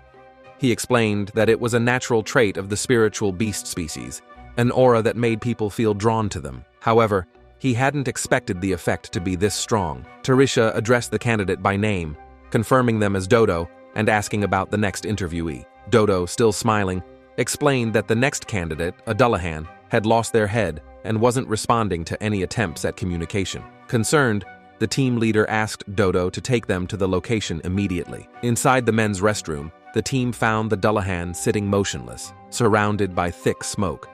Observing the situation, the team leader noted that things were worse than expected. Sunal, analyzing the scene, pointed out that with so much smoke, the head must be far away. He explained that Dullahans had a unique biology where their head and body were separate, but they couldn't stay apart for too long. If the connection broke, it would be fatal. To prevent this, they instinctively released smoke to search for their head. However, if the situation persisted, they could lose control and go berserk. Realizing the urgency, the team leader immediately put the interview on hold. Assigning tasks, she instructed Sunal and Lee to find the missing head, while Tarisha was sent to bring paper and a pen to facilitate communication. As they got to work, she turned back to Dodo, apologizing for the unexpected delay. Dodo, still cheerful, assured her that waiting wasn't a problem. The team leader then approached the Dullahan, introducing herself and reassuring them that they would find the missing head. Activating her magic, she began clearing the smoke to improve visibility. Soon after, Tarisha returned with the pen and paper, allowing the team leader to ask for details about what had happened. Writing down their response, the Dullahan explained that the head had simply vanished while they were washing their hands. No one else had been inside at the time, and they had placed their head on the window ledge. The team leader considered the possibility of someone grabbing it from outside, and Tarisha agreed, stating that if someone had taken it from inside, the Dullahan would have seen them. Just then, Sunal returned, announcing that the head had been found. However, both he and Lee seemed exhausted. Concerned, Tarisha asked Lee if he was all right. Lee, still catching his breath, muttered that he would never use teleportation again. Standing beside them was Tuntun, who had also helped in the search. Holding up the recovered head, Tuntun revealed that the culprit was a cat. They had witnessed it stealing the head through the restroom window. Sunal elaborated, explaining that Tuntun had spotted the theft while cleaning the courtyard. Thanks to their quick action, they had been able to track down the cat and retrieve the missing head. Despite the resolution, the team leader remained puzzled. She questioned how a simple cat could have run off with a Dullahan's head, considering it shouldn't have been strong enough to do so. Sunal quickly identified the cause. Someone had cast a spell on the cat. Likely using it for magic practice, they had experimented on animals since human testing was illegal. Hearing this, the team leader's frustration grew. Furious at the blatant disregard for the law, she reminded everyone that such experiments had been banned for ages. With the matter settled, Sunal handed the Dullahan their head, earning a grateful response in return. Dodo, relieved, expressed happiness that the situation had been resolved, while Tuntun firmly advised the Dullahan to be more careful in the future. Taking a closer look at the Dullahan's head, Sunal noticed something unusual. He asked for permission to examine it, which the candidate readily granted. Activating his magic, Sunal analyzed the connection point and confirmed his suspicions. The mana threads holding the head and body together were loose, a concerning issue. When questioned, the Dullahan admitted that this happened frequently, despite previous hospital checkups claiming everything was fine. Sunal found that hard to believe. The mana threads were completely worn out, nowhere near the condition one would call fine. He silently cursed the Wizard Association for continually messing up mana detection equipment. Offering to fix the problem, he reassured the candidate that it was exactly what their division specialized in. The team leader, watching the exchange, became so overwhelmed with emotion that she nearly teared up. Sunal, slightly irritated, asked everyone to quiet down for a moment. Instructing the Dullahan to hold their head still, he focused on manipulating their mana. Though normally a risky process, he recognized that even a hospital wouldn't be able to provide proper treatment for this issue. With precision, Sunal used his magic to restore the mana threads, stabilizing the connection. Grateful for the help, the Dullahan sincerely thanked him. Sunal advised them to be cautious moving forward, reassuring them that the fix should last much longer this time. Smiling, the Dullahan promised to be more careful in the future. Meanwhile, Sunal, feeling drained, reflected on the day's events. He wondered if he had been using too much magic lately, but quickly dismissed the thought. His mana circuits were still not fully healed. More than anything, he just wanted to move on from the past. With everything settled, the team leader refocused their attention. Now that the crisis had been handled, it was time to resume the interviews. As the interview progressed, an unexpected announcement startled everyone in the room.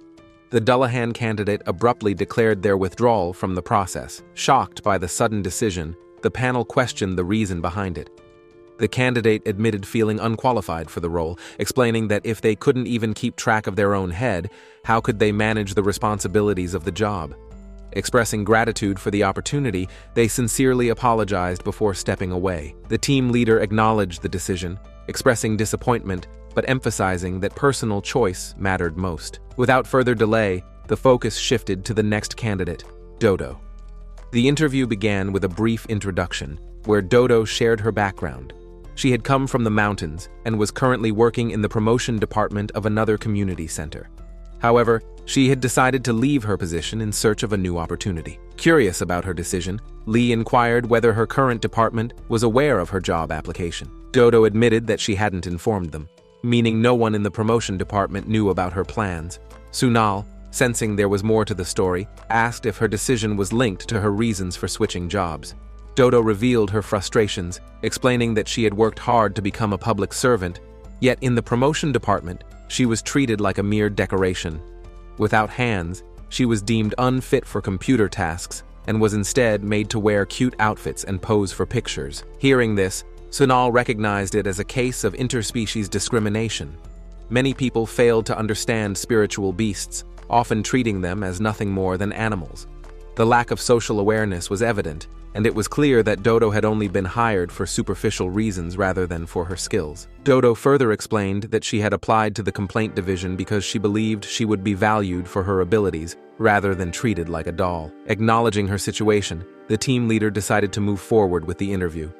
She posed a scenario involving a conflict between a slime and a vampire. The slime had insulted the vampire, calling blood drinking disgusting, while the vampire retaliated with an insult of its own, belittling the slime's existence. The team leader asked who was more at fault in this situation. Dodo responded thoughtfully, stating that without understanding the context, it would be unfair to judge. She emphasized the importance of hearing both sides before making any decision. To clarify the question, Tarisha rephrased it, asking whose side Dodo would take if both parties filed official complaints. Dodo maintained her stance, explaining that she would support the one who was less at fault, but would conduct a thorough investigation to ensure accuracy and truthfulness. Her priority was to uncover the facts before making a fair judgment. Impressed by her answer, the team leader opened the floor for additional questions.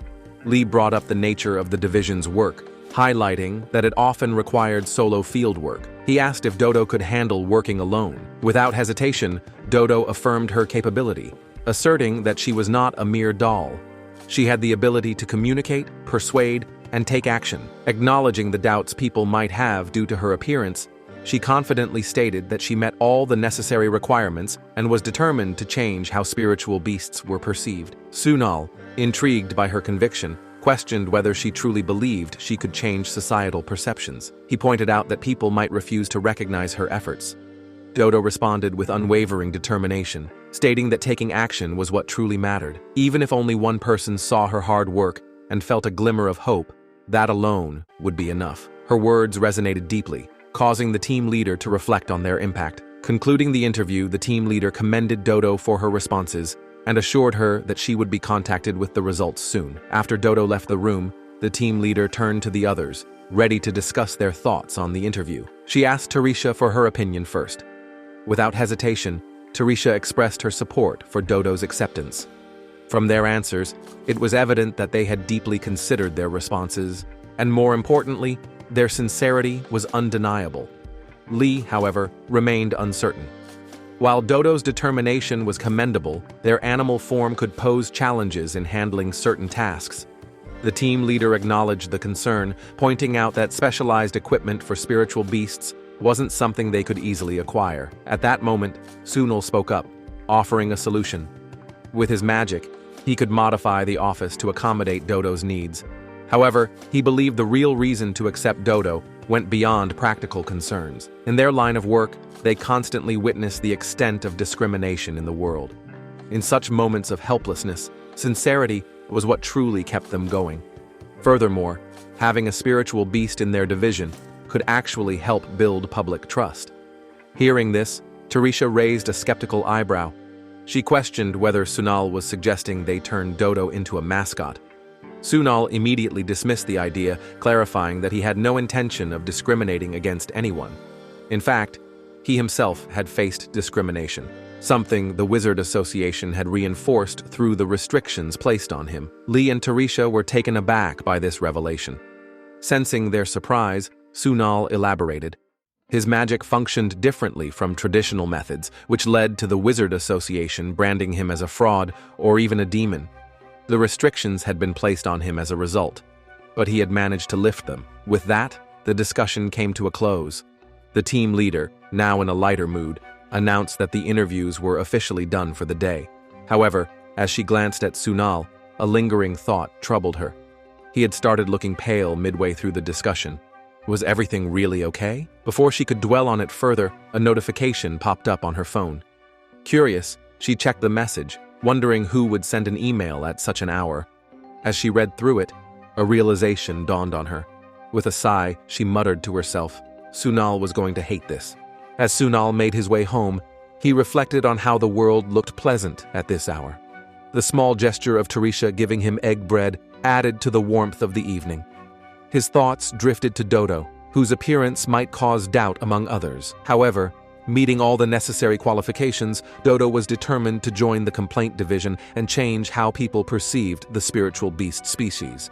Sunal found himself relating to Dodo's determination, reminding him of his past self, the one who had once passionately advocated for change in magic. Yet, despite all his efforts, he still remained trapped in his past. The mere thought of it triggered his instinct to reach for sedatives from his bag. Unbeknownst to him, someone was watching from behind. Reacting swiftly, he cast his magic chain, binding the intruder before turning to face them. Realizing that his luck had finally run out, he recognized the presence of the Wizard Association, especially after having just removed their wizards from the construction site the previous day. The bound figure had come with a warning, speaking of disappointment from a higher authority due to Sunal's interference with the association's affairs. As the intruder's tail struggled against the chain, Sunal made it clear that breaking his magic was beyond their capability. Without hesitation, he severed the tail with his chain's blade, burning it instantly. He then delivered a final message, urging the sender of these threats to file formal complaints rather than resorting to feeble intimidation. Reminding them of a debt they could never repay, he left without another word. Upon returning home, exhaustion set in. Whether it was due to taking sedatives after a long time or the strain of excessive magic use, he couldn't tell. If it was the latter, it could be a good sign, indicating that his damaged mana pathways were beginning to adjust. His eyes then fell on the egg bread Tarisha had given him, recalling her words about the importance of eating to regain strength. The next day at the office, the atmosphere was filled with excitement as the team leader announced the decision to hire Dodo. With the division being constantly short-staffed, delaying the hiring process had seemed unnecessary. Dodo's enthusiasm had been a refreshing change, something the team hadn't experienced in a long time. Their official start was set for the following week, and everyone was expected to support them. Shortly after, the team leader called Sunal aside, her expression suddenly turning serious. The special task force had requested his assistance. Suspicious of their motives, she had looked into the matter and discovered an unprecedented district-wide personnel swap between divisions. Sunal's former special task force unit had been reassigned to this district, while the current district's unit had been sent to his old post. The scale of the transfer made it clear that this wasn't a simple reassignment. Criminal activity had surged significantly in their district, prompting officials to suggest the swap in an attempt to improve efficiency and performance. The government had approved the move, leading to the current situation. The sudden increase in crime raised questions in Sunal's mind. He needed to understand how it connected to the request for his involvement. When he inquired about the specific case, the team leader mentioned the twin vampire case, the one involving a werewolf under a charm spell. Sunal recalled the details. However, the charm hadn't been caused by Nella's power, but by another incubus. The team leader then revealed a chilling piece of information. The incubus responsible had been brutally killed.